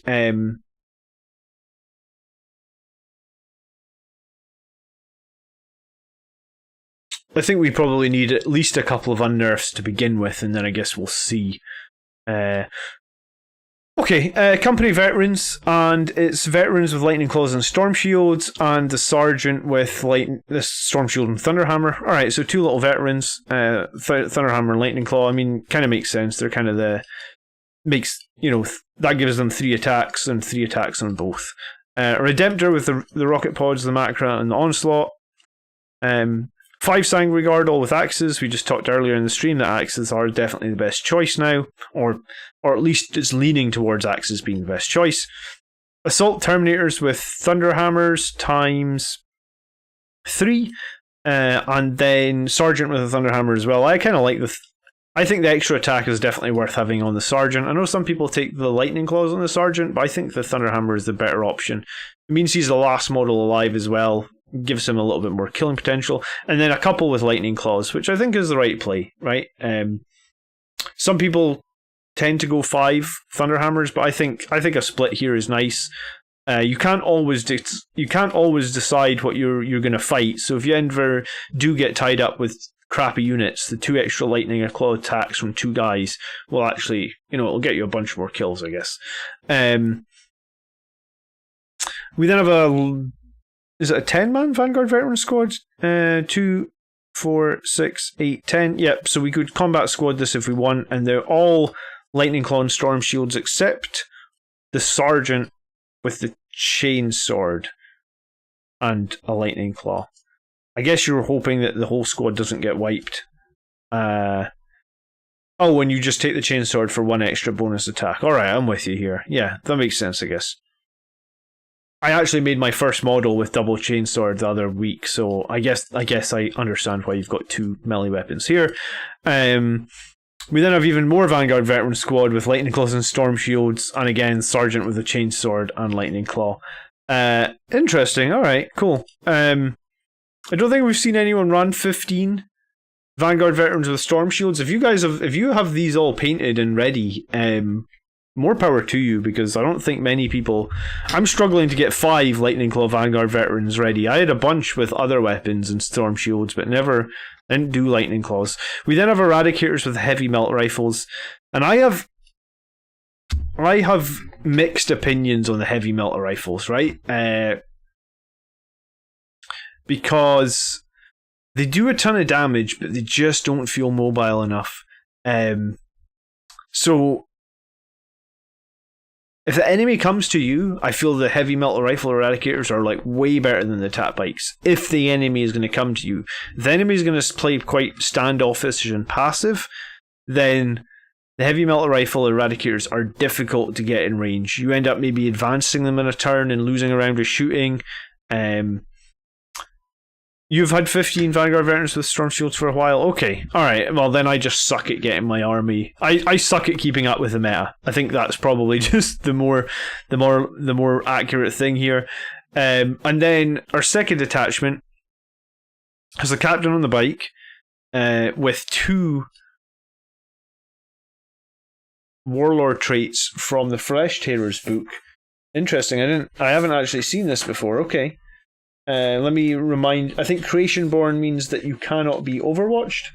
Each time this warlord declares a charge, you cannot be overwatched, you can't be set to defend against, you can reroll your charges.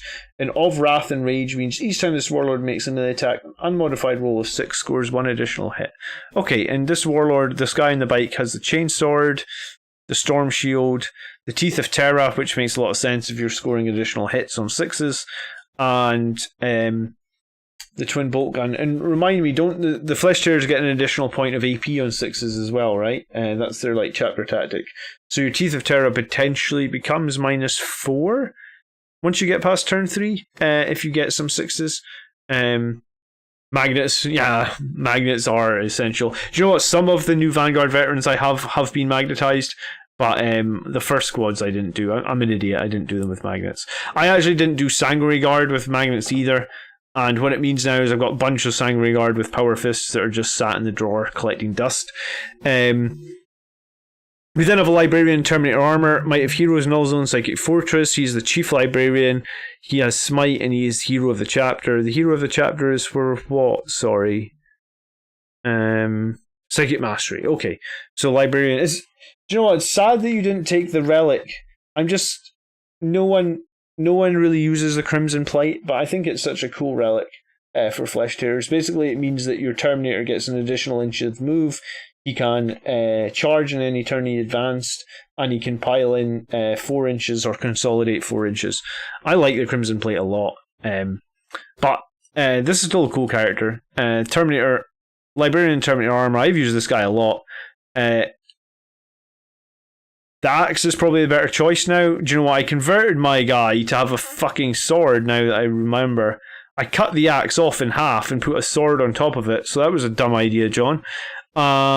Maybe, I don't even know if I could have magnetized that, but I did it. And then Combi Melta.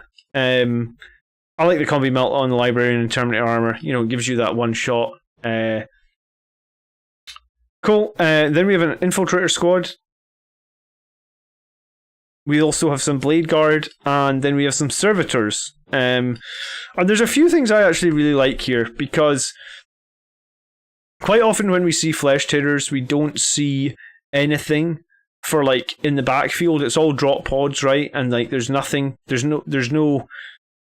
Flesh Tearers sometimes go far too Alpha Strike, You know, like it's like 3 drop pods full of like Death Company with chainswords, and then there's like no troops and there's nothing sitting in the backfield. So I like the fact you've got infiltrators with the Helix Gauntlet, so you've got a survivable unit that can sit on an objective. The Helix Gauntlet might not actually be relevant if you can deploy these guys into an obscuring position, but I mean, I guess if there's Plague Burst Mortars or something, yeah, it works. You also have Vanguard Veterans, again, a survivable unit that can perform actions, get on objectives. You've got Servitors, obviously not survivable, but they can perform actions, get on objectives. I like your HQs, the Librarian's good, the Captain on the Bike's good. Seth is also useful. I guess you've got a little bit of a question about how you're deploying Seth, but you do have some company veterans, so you can get them across the battlefield that way. It might be better, and I just say it might be better, to drop this Thunderhammer and like just have a Lightning Claw, or just have, you know, you've spent 63 points on these veterans. I think you actually had 2 points left over with the list, yeah, so you've got 65. It might be better just taking like 3 veterans, and just have 1 Storm Shield between them, like a Storm Shield on the Sergeant, and just, it depends on how you're using them, but I feel like either your veterans are performing actions on an objective and they're not really fighting, or they're protecting Seth or something. But I mean, I think you can probably protect Seth with all these Vanguard veterans. It's just a pity you're going to have to foot slog Seth, so something needs to go with him. Maybe it can be the Blade Guard, or maybe it can be the Assault Terminators. Suicide Charge Seth. See, I try to never suicide anything, Ares. And I think, yeah, I mean, I think maybe that's why I usually win a lot of games, because I generally just don't like to suicide units. I always, if my units go in, I try and like to make sure that they always go in. And you know, they always go in and they always make a lot of damage. Chief Librarian with Crimson Plate, Force Axe, Wings of Sanguinius, Quickening, and Blood Boil. With Creation Born, can put some serious hurt into non-Storm Shield units. Kairi, that sounds pretty fun, actually. I mean, it's not going to give as much utility as his Librarian has here, obviously with the Psychic Fortress and the Might of Heroes, but, and then the Null Zone as well. But yeah, this is a good list. Like, I prefer this to a lot of the Flesh Tearers lists that I've seen. I do wonder if the heavy melter rifles are the right choice here. You know, like if you can find 30 more points, you can have just attack bikes, which we kind of think attack bikes are S tier and the Eradicators are like B tier. I think there is something to be said there. Could combat squad these Vanguard veterans as well. 5-man Sanguinary Guard, although they're all axes, it doesn't quite do it for me. If this was me, maybe what I'd do is I'd focus maybe on making this Vanguard veteran squad just a 5 as well. So if you did that, you'd save yourself, what, 1, 2, 3, 4, 5 27s? What is that? Like 135 points, is that right? 5 27s. I feel like it's right. 5 20s is 100, 5 7s is 35. I feel like you'd save yourself 135 points. What I would do with that is I'd probably make this Sanguinary Guard like an 8. So spend like 96 points there. So that leaves you like 39 points, which would be enough to change those Eradicators into attack bikes with multi-meltas. I think Sanguinary Guard work amazingly in 8. I know some people take 7. I've tried 7. I think 8 is a really, really good number to get a lot of value out of the Sanguinary Guard. I mean, Vanguard Veterans with Lightning Claws are great and they're survivable, but I feel like 8 Sanguinary Guard, if you give them Chapter Master rerolls or something like that, or they're near like your Warlord, like they generally just mince just about anything they go in with, yeah? You generally use them for Heroic Intervention. Okay, then ignore what I said. I'm just throwing out options on what I see, right? Let's do some scoring then. But this is a good Flesh Tearers list. I like it. It's one of the best Flesh. I think it might actually be the best or the most rounded Flesh Tearers list I've seen. I prefer it to all the other ones that just spam drop pods. So OBSEC, I guess. We've got Rites of War on the Priest. We've got a few different units, and we also have the Infiltrator. So I think it's like a 7.5. It's close to an 8, but I don't quite think it's an 8. Shooting, then, I guess, is a little bit lighter, but we've got a Redemptor Dreadnought, and it's really the only shooting that's going to be backing things up. I mean, Flesh Tearers, I think even more so than us, are not going to be shooting out Horde infantry. I guess the difference is we have an absolute ton of Lightning Claws. Probably like 20 Lightning Claws in here. If you want to kill Horde units, and you have 20 Lightning Claws, and you're going to get like 3 attacks minimum on those guys, potentially 5 attacks, you could potentially be looking at like 100 plus Lightning Claws per. So yes, the shooting is worse, but it's an awful lot of Lightning Claw attacks that could just and yeah, I think what Pedroig is saying is accurate. 7, 8, 9 is probably where it's hard to find the points for 9, especially now that they put them up 32 points. So I guess 9 is like 298 points or something like that. Is that right? It's sick. 32 times 9. 288 points, so it's 10 out. Okay. But yeah, 288 points for 9 it's a lot, right? I want to give this an 8.5, I think, for against Hordes, because I think there's enough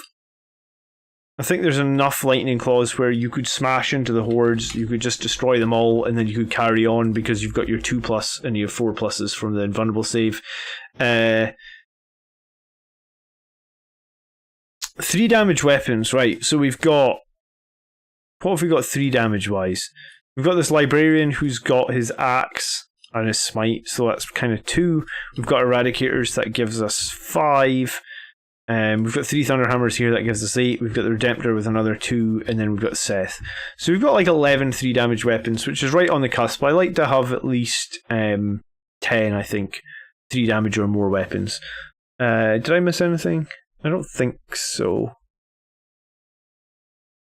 Yeah, I mean, I guess you can melt a bombs with all these Vanguard veterans as well, but yeah, 11 3 damage weapons. Now, anti-monster infantry. Oh, I missed a Thunderhammer here. 12, sorry. And Seth, I guess, gives the +1 damage on 6s, right? Okay. But I really wouldn't suicide Seth. I mean, I'd run him across the board and try and get him in combat, yeah, but I wouldn't put him into suicidal situations. I think that he's so good that getting 1 extra turn of combat might be worth having him like hide for an extra turn if you think that it's suicide, right? I guess that's the one way that I play my chapter master on the bike. I very rarely have my chapter master on the bike engage early in the game because I want him to be alive, engaging late in the game in engagements that I think he will win and survive, and then be able to move and get into another engagement, right? I think we're gonna go with a 9 for anti-monster vehicle, and I think the reason we're going for a 9 is because we don't have much shooting, so it's going to be a case of getting to the enemy, which is fine. I mean, you can usually get to the enemy pretty easily as Blood Angels, but you can take losses, and we may struggle a little bit against, like, for example, there's a strat for a Custodes where they can turn off rerolls. There's Mortarion who can turn off rerolls. So I guess if you get up against something like that with these Lightning Claws, they could be neutered a little bit and could cause you some problems. So I think 9 is probably a good value there. Mobility-wise, Blade Guard, Servitors, Librarian and Terminator Armor to a lesser extent, Eradicators, Terminators again to a lesser extent, and Company Veterans and Seth. So I guess quite a lot of your units are on foot. It's either a 6.5 or a 7. I guess I'm feeling generous today. Let's say it's a 7. But it's right around there. There's just quite a lot of stuff that's on foot, right? Like 1, 2, 3, 4, 5, 6, 7 units. 2 of them can teleport striking, which kind of nullifies it a little bit. That's probably why we'll go with 7 rather than 6, and then, or 6.5 rather, and then specialization. So we have a good number of 3 damage weapons. We talked about that. We have the psychic mastery. We don't have anything to counter fight last, which might be a small problem here. So maybe like a point off because we don't counter fight last, and we do have a decent number of units that can do objectives. The servitors, the blade guard, the infiltrators, and the company veterans. So I think 4 units that can do objectives. Then I think this is pretty much like a 9 as well. So Ares, I think this is a very good list actually. And like I said, I think it is probably the strongest Flesh Tearers list we've seen. I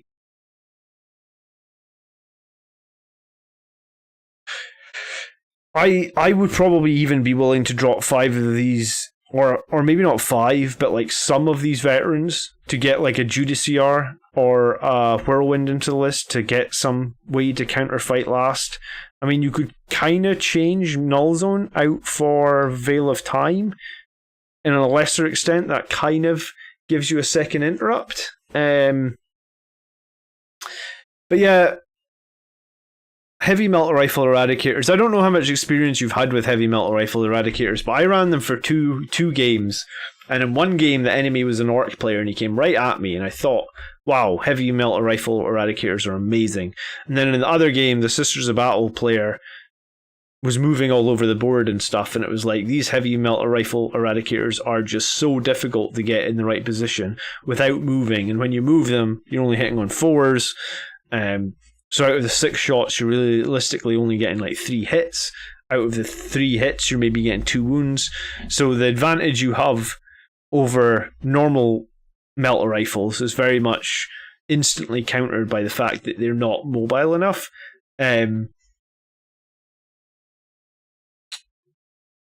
But yeah, I kind of agree with what Mark's saying about the fight last, or there's no way to counter Overwatch in this list. So, yeah, I mean, I'll leave this as a 9, but maybe it's an 8.5. So, we talked a little bit about suppressors becoming potentially a little bit better in the future. I actually think I'm going to paint some suppressors. I've got a few that are.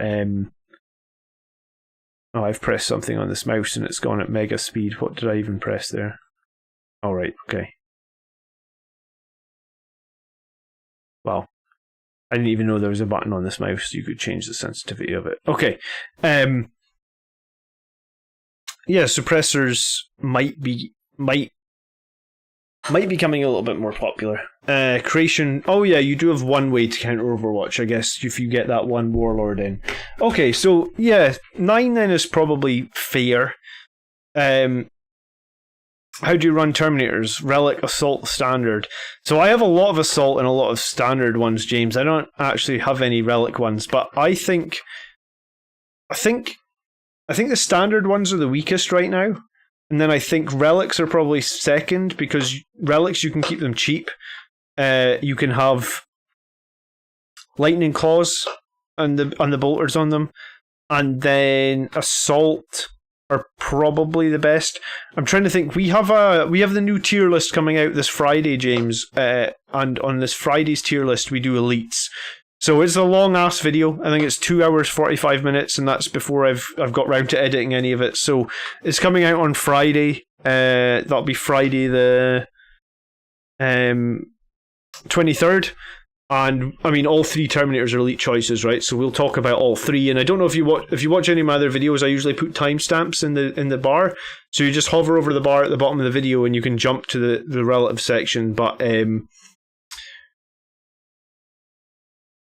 I think we talk about all 3 Terminator squads in that video. So yeah, I mean, if you've got any further questions or comments, Aries, please let me know.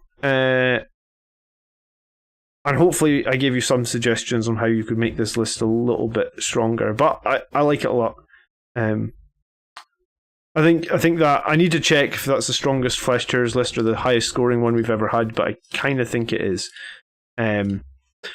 Okay, and then lastly, we're looking at Doctor. And Doctor's in the chat all the time, and I have no idea how to pronounce his name. I'm bad at pronunciation anyway. So, Dr. ACU, Dr. Aklushka? I guess that's what we're going to say. Dr. Aklushka. I think he might be Russian, or maybe he's not Russian, but he's from Eastern Europe, so I'm probably butchering his name, so I'm sorry. I know you're in the chat a lot, Doctor. I'm sorry. Levi asks what we're fighting up tomorrow. I'm going to be doing a rematch against Andrew's Sisters of Battle, not because they're strong, but because I literally sucked last Monday night. I had some stuff going on in real life that I didn't think was affecting me. Dr. AK-47. Oh, is that what it is? Is a Klushka a name of a gun? Is it? So yeah, I'm gonna take on Andrew's Sisters list, and I also AKU Lushka perhaps. Yeah, I don't know. I also went back and it was good that I lost last week, actually, because I've been playing this new list since Chapter Approved came out, and I wasn't 100% sure that... Well, I'd beaten Death Guard a couple of times with it, but I think I've played Sisters twice and lost against the Sisters both times. Both of those games were probably winnable, but it doesn't matter, right? Like, it doesn't matter if I played bad or whatnot. It's good that I lost, because in both those games that I lost, I learned something. And I was saying this on stream last night. See if I win a game, I go home, pat myself on the back and say, well done, you won the game. And I don't think about my list or anything like that. I usually just go to bed and I'm like, yeah, I'm happy, job done. Whereas when I lose a game, I'm up till like 1 a.m. on Battlescribe looking at my list and analysing everything. So I went back and looked at I watched back some of the battle, and I also went back and looked at my list that actually won 11 games in a row before the Chapter Approved came out and made me change things. And I was like trying to look at that list that won 11 games in a row and be like, so why was this list winning, and what, because I had to drop some things to make things work, because I think that list went up like 61 points. So I've got a changed list for tomorrow, back as much as I can towards the list that won 11 games in a row. And I guess we'll see what happens. But the Sisters are really strong right now, but I don't think they're unbeatable. They're still glass cannons to a certain extent. The Celestian Sacrosants are a real pain in the ass. Right? There's no lying that they are really, really strong. For 14 points a model, I kind of feel like they're undercosted. But I'm not going to complain about it. I'm just going to get on and I'm going to try and beat them. And hopefully, I've printed out a sheet to try and make me not be an idiot and forget things. And I will try and make sure that I use it properly tomorrow. I'll try and be in a better frame of mind, I guess. And hopefully Sisters rematch tomorrow then. Okay, let's look at Dr. Aklushka and see how we get on.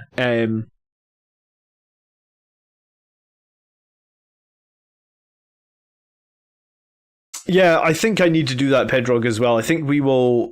Like, I was doing more battle reports before. Battle reports take a long time to video edit, because it usually took me like 5 hours to make a battle report. I don't always have 5 hours every week, but I will try and make more battle reports going forward. I've been doing a lot of other content, right? But it's definitely something... It's definitely something that I want to do more of. I actually have a battle that I played over on the Plastic Crackheads channel that you guys probably haven't seen. So I was going to do that as a battle report in the near future. I may actually even start working on it. Probably start working on it this week, to be honest. Okay, Hi Commander, so here's my list. A double patrol detachment, 6 CP to start. We have a Chapter Master on a bike, Thunderhammer, Infernal Pistol, Angel's Artifight, Gifted Foresight, Adamantium Mantle, and he is the Warlord, right? I'm going to fill in some of these points costs as I go, because he hasn't written them down. So it's going to be difficult for me to make suggestions if I don't write them as I go. We have the Sanguinary Priest, Chief Apothecary, Selfless Healer. He may be even given Teeth of Terror or Armor Indomitus. I don't think you need... I think I'm going to go back to running my Sanguinary Priest naked. I think that's the way to run him. It just may be very clever with your positioning. Maybe I'll put the points costs in here so it doesn't scroll so much. No, it's fine. It's fine. Librarian Dread with Melting Gun, Speed of the Primarch, Quickening and Wings of Sanguinius. I think Iron Resolve is a better pick than Speed of the Primarch on this Dreadnought, but maybe? Speed of the Primarch makes things a little bit interesting. I find the Dreadnought gets picked off so often, though. Like, I think Iron Resolve, the extra wound, and the 6+ Shrug helps him. The 6+ Shrug helps as well against, like, Pearls of Warp, which I apparently seem to roll all the time. Need a way to early counter Sisters sitting on 3 or 4 objectives, and when they take Stranglehold and other readily achievable secondary, need tactics to stop them scoring as much as you scoring. Yeah, I mean, Sisters with all those Sacrosancts spammed around the map at the moment, Highland Phoenix is very difficult. A Vindicar has been very useful to pick off 2 or 4 of those buffing characters a game. I suppose he can be swingy, but I haven't had a game where he killed 0 characters. I guess, James, I don't know if you've seen my new list, but I've been running a Phobos Captain with a 4 damage sniper rifle, and I guess he wounds Sisters on 3s. A Vindicar would kind of do the same thing. I actually don't own a Vindicar, but like Warhammer Plus is coming pretty soon, right? And like you get a Vindicar with Warhammer Plus. I wonder if you pre-order it for the year if you get the model earlier. But I do have Eliminators on my list as well, but the problem actually is Andrew's running 30 Celestian Sacrosancts and they all have a bodyguard rule, right? So I can't even snipe his characters. Like, I can't even target them, which is a big problem. I think Vindicar would have the same problem, right? So you end up just having to snipe. You use the snipers to try and thin out the Sacrosancts for a couple of turns. Okay, but then I have double Eliminators, and Infiltrators. I guess that's 120 times 2. Elites, Sanguinary Guard, 1 sword, an Infernal Pistol, as he was kind of my leader, and then 4 axes and 9 fists. I think he means 9 Sanguinary Guard here with 1 Infernal Pistol then. So 9 was 285, so 293. Vanguard Garters, 4 shields and Lightning Claws, 1 Relic Blade and an Infernal Pistol. And then I think that's 157 points. 3 Assault Centurions with the Flamers. Oh, this makes me sad. I literally have just dropped my Assault Centurions, but okay. Nice to see someone else running them. I've just had to drop mine. 105 points for Blade Guard Vets. Bolter Inceptors, 120 points. And then Heavy Support, the multiple heavy Melta Rifles. 30 is silly, the most I've played is 15. Yeah, so he's basically got 3 squads of 10, and they're just clustered around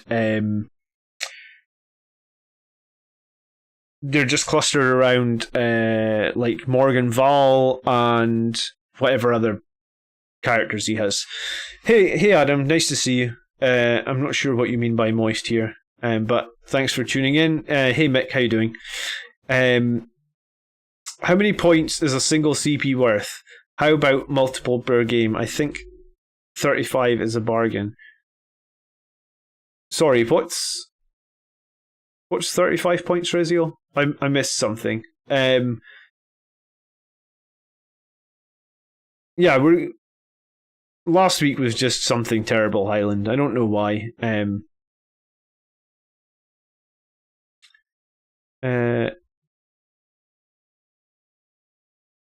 I've dropped the Centurions and replaced them with 5 Blade Guard Veterans. I think that I think one of the strengths in my other list was that the Blade Guard Veterans were always able to just move to the center of the board and just hold it. And I don't think a 3-man Blade Guard Veteran squad does that very well. Do you know what? I like the Centurions, but like they're just slow. Like they don't. The 5-inch move is. I feel like it's horrific. It's weird how 5 inches versus 6 inches just feel so much slower. But I guess like one bad advance roll in Centurions and they barely move at all, whereas like one good roll on the Blade Guard Vets and they're where you need them to be, it seems like. Oh right, the Chief Apothecary upgrade are worth its points. Yeah, I mean the Chief Apothecary are well worth the points. Especially like if you run a list with either like any expensive infantry unit, even Sanguinary Guard to a lesser extent, right? 32 points for Sanguinary Guard. If you res a single Sanguinary Guard, or you res like a couple of them, you're very quickly getting more points than you invested in the Priest back, right? Like I run attack bikes.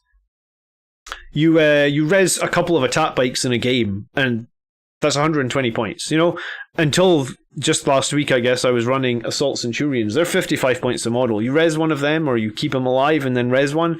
It's crazy strong. So, James is saying Iron Resolve is a must for Librarian Dread, coming from the Resident 5 Dreadnought list guy. I appreciate the feedback. Yeah, I think Iron Resolve on the Librarian Dread is really, really good. I think Speed of the Primarch is probably situational. I think the Librarian Dread with Quickening and Wings letting you fly and Quickening let you reroll your charges, you're likely to be the person in choosing when the engagement happens, right? So Speed of the Primarch is definitely a lesser value pick. So Chapter Master is good. Sanguinary Priest is fine. Librarian Dreadnought, maybe a small tweak. A Librarian with Veil of Time and Mighty Heroes. Strange you didn't pick Psychic Fortress, but that's fine. Double Infiltrators, Elites, Vanguard Vets, Assault Centurions, Blade Guard, Bolter Inceptors, and Heavy Melt Rifles. Yeah, the only thing I don't like is the Heavy Melt Rifles. Alright, the battle plan. Support characters are to support my army. Veil has Veil for not being fight last in my charge phase. Fight first on my Librarian Dreadnought for the same reason, because there's a chance that I may be caught in the open because of aggressive play. I still think Iron Resolve is going to be better here. Might of Heroes and either Dread or Captain or Librarian himself in the Hour of Great Need. Chaplain and Priest, there's no need to talk about them, we all know why they're in the list. Double Infiltrators to zone out my deployment, because there's always one cheeky space for one model in 9 inches, plus one squad in guerrilla tactics, the second do the job of holding the home objective. Sanguinary Guard is a 9-man squad, is a beat stick, move with the... He keeps saying Chaptain. I guess he's like saying Captain and Chaplain at the same time, but it's a Chapter Master. Okay, so it's do you call it a Chaptain if it's a Chapter Master? Okay, to make... Or he's typoed it. To make 2 and maybe turn 1 charges with Veil of Time. Vanguard Veterans and Deep Strike to make opponent think and be scared, because Claws do the work and eat up almost any squad themselves. Centurions and Blade Guard for the middle of the table. Yeah, I mean, that's what I was trying to do before.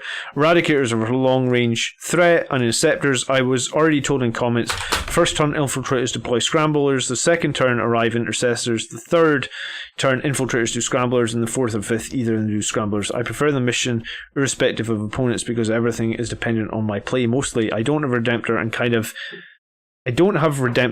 of not want to. I'm in love with infantry models of Space Marine and Castafarium Dreads. Okay. Do you know, this list isn't a million miles from one of the lists that I was running. Afternoon, Jack. How you doing?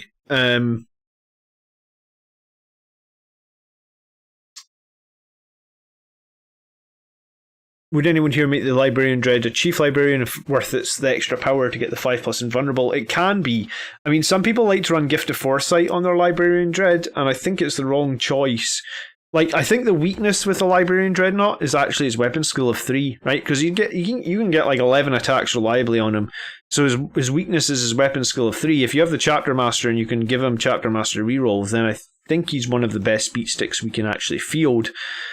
But his other weakness, I suppose, is no invulnerable save. So yeah, I think it's probably a decent shout to make him Chief Librarian. If you're going to go ham with him, if you're going to jump across the board and try and engage the hardest targets, and he's going to be in his own, an invulnerable save will definitely help. An invulnerable save comboed with Iron Resolve will help a lot as well, right? Okay, let me think about this for a minute then. So he's 2 Infiltrator squads, so I think we start with maybe like an 8 for OBSEC. Anti-infantry horde. There's a little bit here, right? There's some bolters from the Inceptors.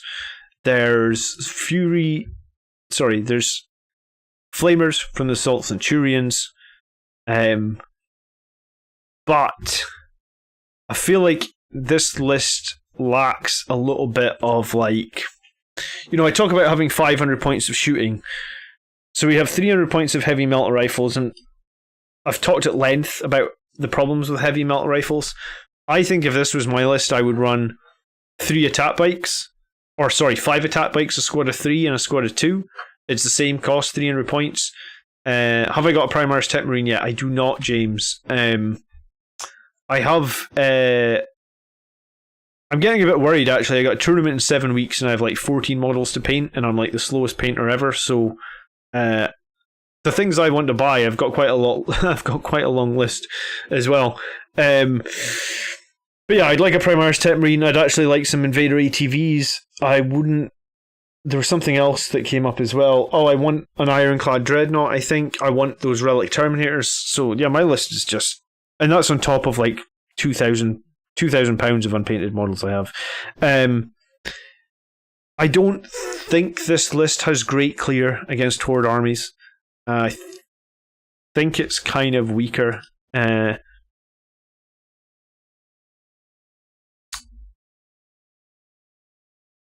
Yeah, I mean, like, I know he said he doesn't like Redemptors, but, like, I'm thinking that a Redemptor probably provides more value than Centurions here, just for long-range firepower.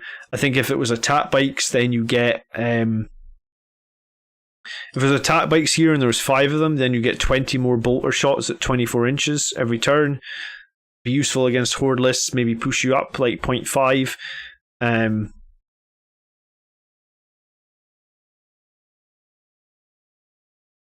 Your main firepower, I guess, is your Interceptors and your 9 Sanguinary Guard with the axes. It's maybe enough to, like, if he's running like 60 Poxwalkers or something, it's maybe enough to kill like 1, maybe 2 squads, 1.5 squads a turn, and then maybe you can bring them back. So it's weaker, I guess. 3 damage weapons. What we got? We've got 6 rifles here, so that's 6. Centurion's Fists, that gives us 9. Librarian 10, Librarian Dread like 12, Chapter Master like another 2, so like, is that right? Like 14? Oh, you've got an Infernal Pistol here and an Infernal Pistol here. Alright, so like 16 3 damage weapons. We're pretty good on them. Anti-vehicle monsters, we probably...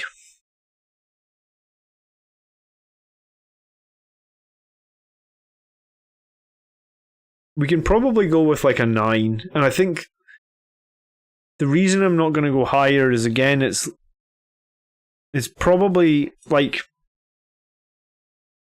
if this was 5 attack pikes, I might go 9.5. But these are so difficult to maneuver into range. If your opponent's smart, like, and they're using cover, and... I mean, I feel like I'm you know, like, we play Blood Angels, and normally I win a lot of games, right? I feel like my movement and my positioning on the board is usually pretty decent, but I found it's so difficult with the heavy melter rifles. The 5 inches on the move is just low. Especially, like, see, in turn 1, right? If you have heavy melter rifle eradicators, you're gonna want to have them in cover, or you want to have them in an obscuring position, because you don't want the enemy to shoot your heavy melter rifles off the battlefield at 50 points per model before you get a chance of moving them, right? So in turn 1, you're kind of stuck, like, you have to move those heavy melter rifles, so they're going to be -1 to hit in turn 1. And if you have to move them in turn 1, I think in one of the games I ran them, they didn't get to fire in turn 1, they didn't get to fire in turn 2, and then they got charged. And it's like, that never happens with attack bikes, right? The attack bikes pretty much always get to fire in turn 1. They can be obscured, then they can move 14 inches, and they can fire, and their movement at 14 is so good that you can pretty much sit them 24 inches exactly from the enemy, so that you're in like 0 danger of being charged. Contrast paint may speed up your painting in time for the tournament. Everything already matches though, Paxton, so I don't really want to do contrast paint. I think probably what's going to be happening is I'm going to be painting every night for the next month or something. Every night that my daughter goes to bed, I'll try and get some painting done.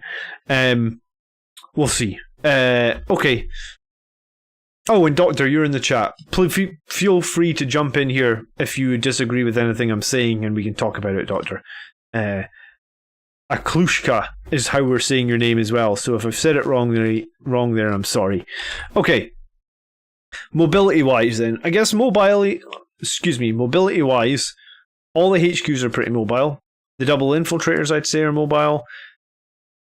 The Sanguinary and the Vanguard and the Inceptors, so you're just left with the Centurions and Blade Guard that don't need to be because you're just heading center board, so they're not going to get there in turn 1, but they will get there in turn 2 probably, and then you've got your melter rifles.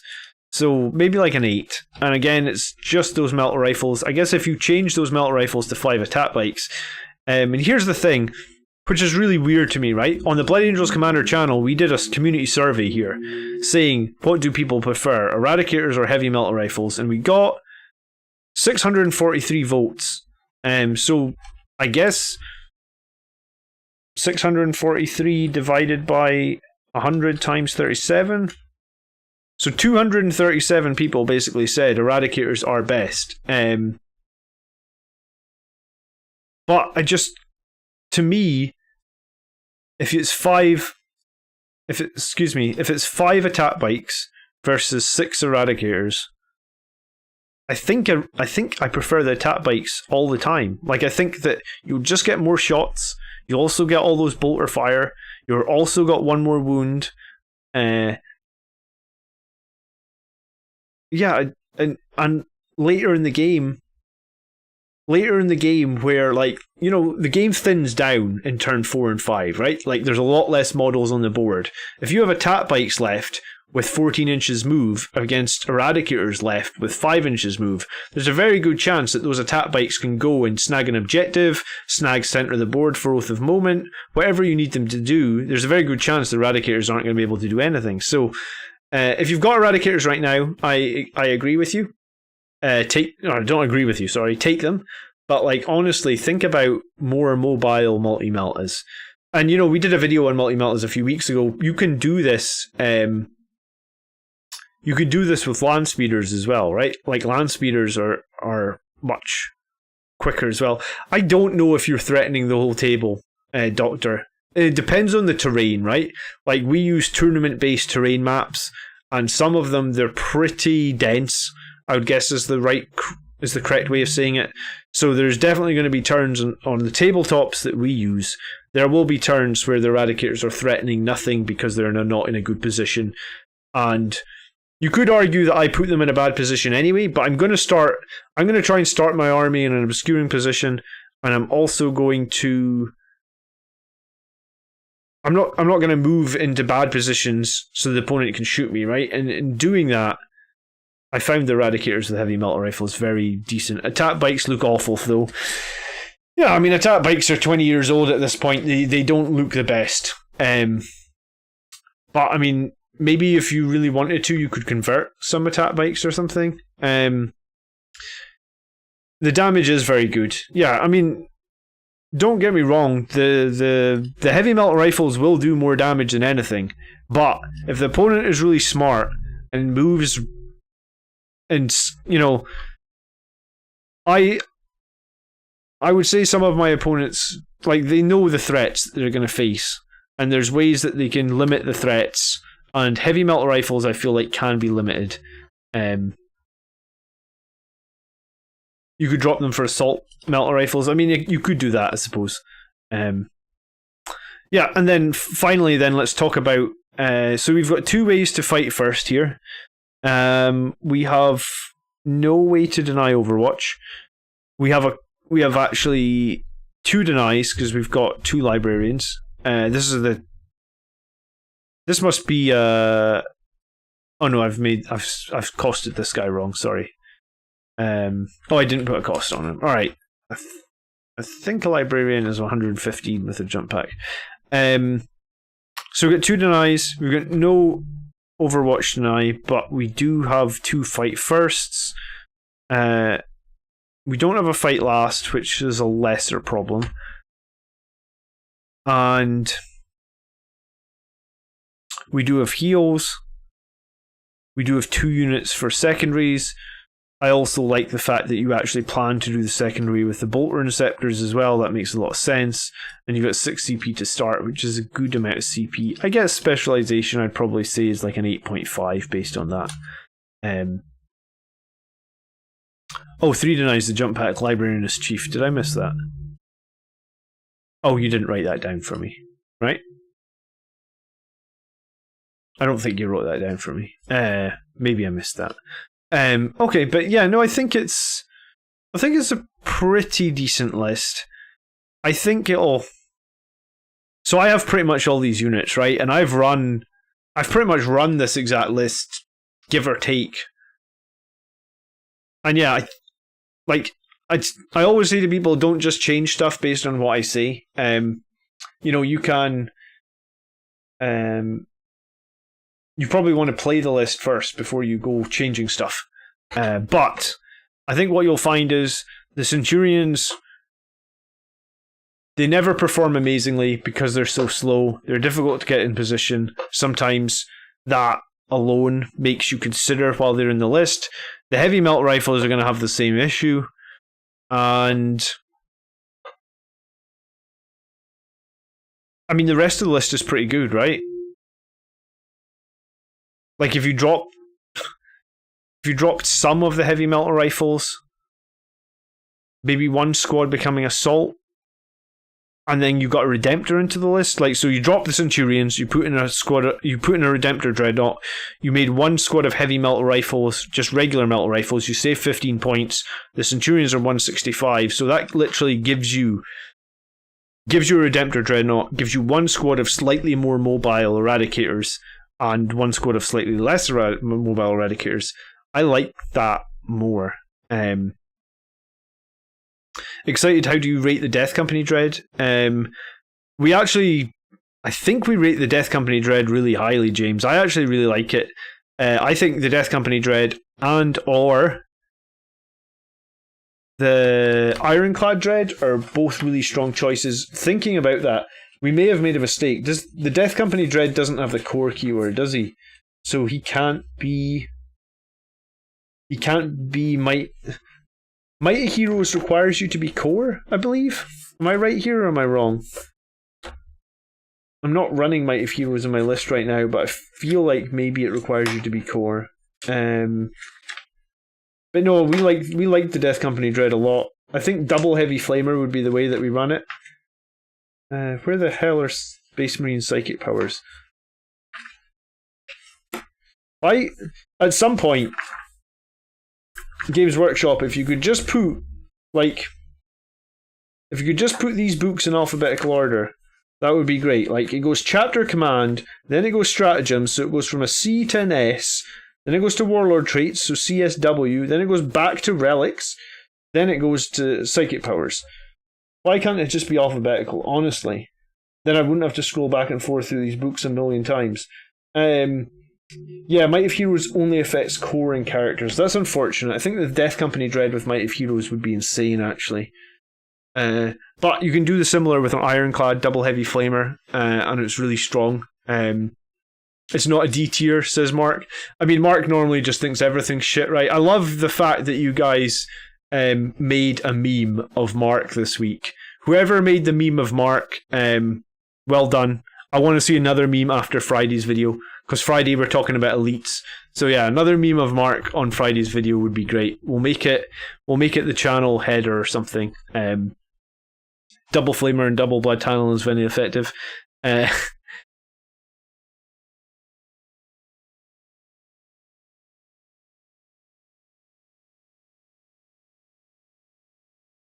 Oh yeah, sorry. I confused you guys. I can't believe I just did that. Yes, it was Tony that we had the meme of, because he hates everything, right? Oh well, we need a meme of you, Mark, to make it even. That's what we need. Unfortunately, you don't. You don't hate everything like Tony hates everything, huh? We have to think of something. Someone. Can we do a Forge World review? Yeah, I think we want to do the Forge World review, Mick. Watch the space. Me, Tony and Mark have had some chats, and we will see. We're going to see if we can bring more content, keep it going. Okay. Yeah, so I think this list is not bad. I still think anything over 40 is a very solid list, but I have basically played this same list, Doctor, and I edged away from it. And I think I didn't like the heavy melter rifles over the attack bikes. I really didn't think they were as effective. And yeah, at the moment, I'm really. The reason I'm questioning Centurions is that we talked about them in Friday. In this week's video that's coming on Friday, the Elite tier list, we talk about Centurions. And basically, once you actually start talking about them, and you compare them to like a Redemptor Dreadnought or a Death Company Dreadnought or an Ironclad Dreadnought, it's like, are Centurions the best choice right now? And I think the answer is probably no. I love the Centurions. I love the ones that I made. But yeah, they're good and they can make D3 Wartles for 1 CP. Yeah, I mean they're not bad. Like I've used them for my list for the last 15 games or so. And if you combo them with a priest and you res some Centurions, it's really strong. I felt very reluctant to drop them, but I think I wanted them. Yeah, I wanted them too. So I think it's a decent enough list. I think that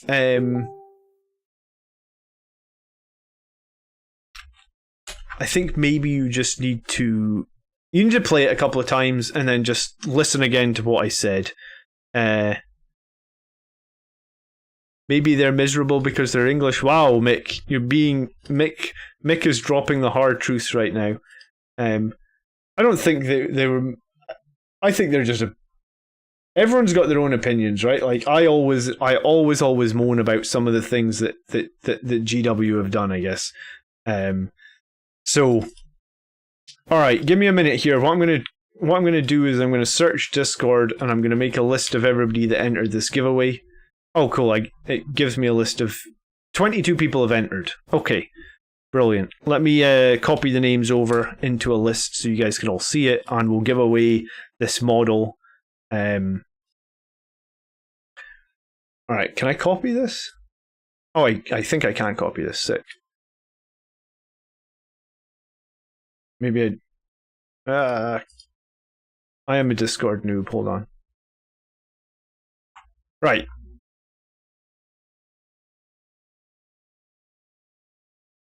Let me see if the last one was.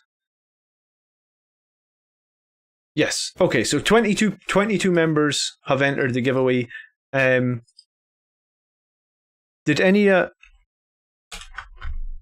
it's points, isn't it? Alright, so we are going to give away this chapter champion painted by Evan over on Origin Painting then, and then we'll end up for today. So this is him. Pretty cool model, I think. He's even got BAC written on his shoulder pad. Evan painted that on there for me. Did some sort of lava effect on the sword. And I think he freehanded this blood drop. I'm not sure if this guy was varnished or what state he was in, if you wanted to change anything. But he is a company champion, so he is a Judasar body, but he is on a firstborn sized base. So you could use him as a company champion. And yeah, roll a d22 on any dice. Yeah, I was going to just find a random number generator. Does any dice do that? Actually, I don't know how any dice. Let me just find a random number generator.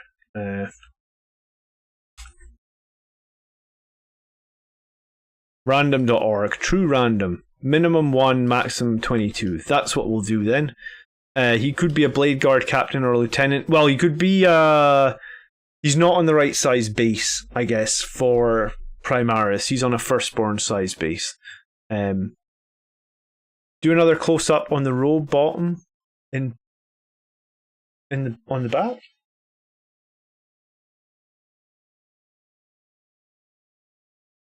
He's done like little X's on the row by like little cross stitches, I guess. Is that what you wanted to see?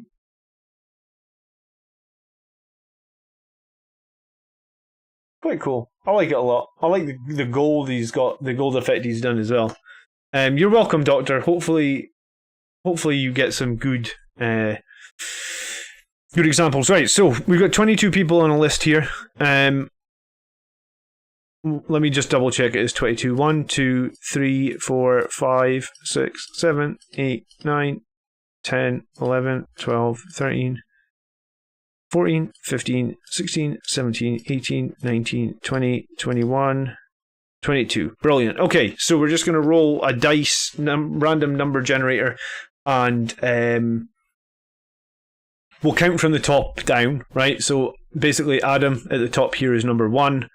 and whoever it lands on, you can ping me on Discord, message me on Discord, and we will give it a, we'll send it out to you. I kind of have a crazy week this week, honestly. So probably be next week before I get it sent out, but it will be sent out soonish.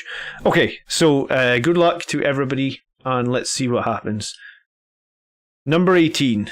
Alright, I'm just going to count from the top so I don't fuck this up. So it'll be 1, 2, 3, 4, 5, 6, 7, 8, 9, 10, 11, 12, 13, 14, 15, 16, 17, 18. I think it's Michael H. I think it was Michael that would be 19, 20, 21, 22. Yeah, I think it was Michael whose whose list we did today.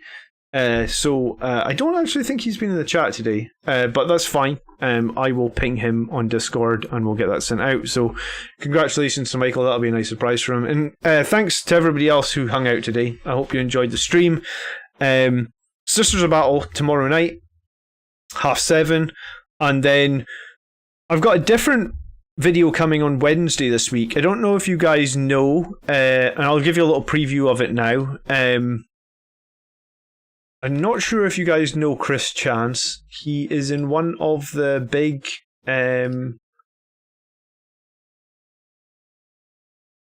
he's in one of the big like Facebook groups on YouTube. So Chris Chance is a player. You'll see him often. Some people know him. Alright, cool. And he was just at a tournament called Mall in the Mall. He went 8th out of 58. There was 3 other Blood Angels players at the event. They placed 26th, 27th, and 43rd, and he actually only lost to the guys who finished 1st and 2nd.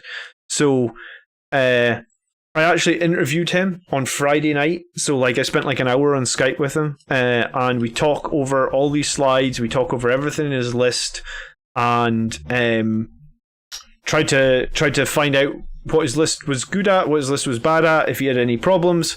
And it's pretty interesting, right? Because he's a pretty big guy in the Blood Angel scene. So that'll go out on Wednesday night. So if you want to, I haven't done any of the video editing of it yet, so I got a bit of work to do there. But that's coming on Wednesday, and then the next tier list with Tony and Mark on Friday, and that's going to be on Elites.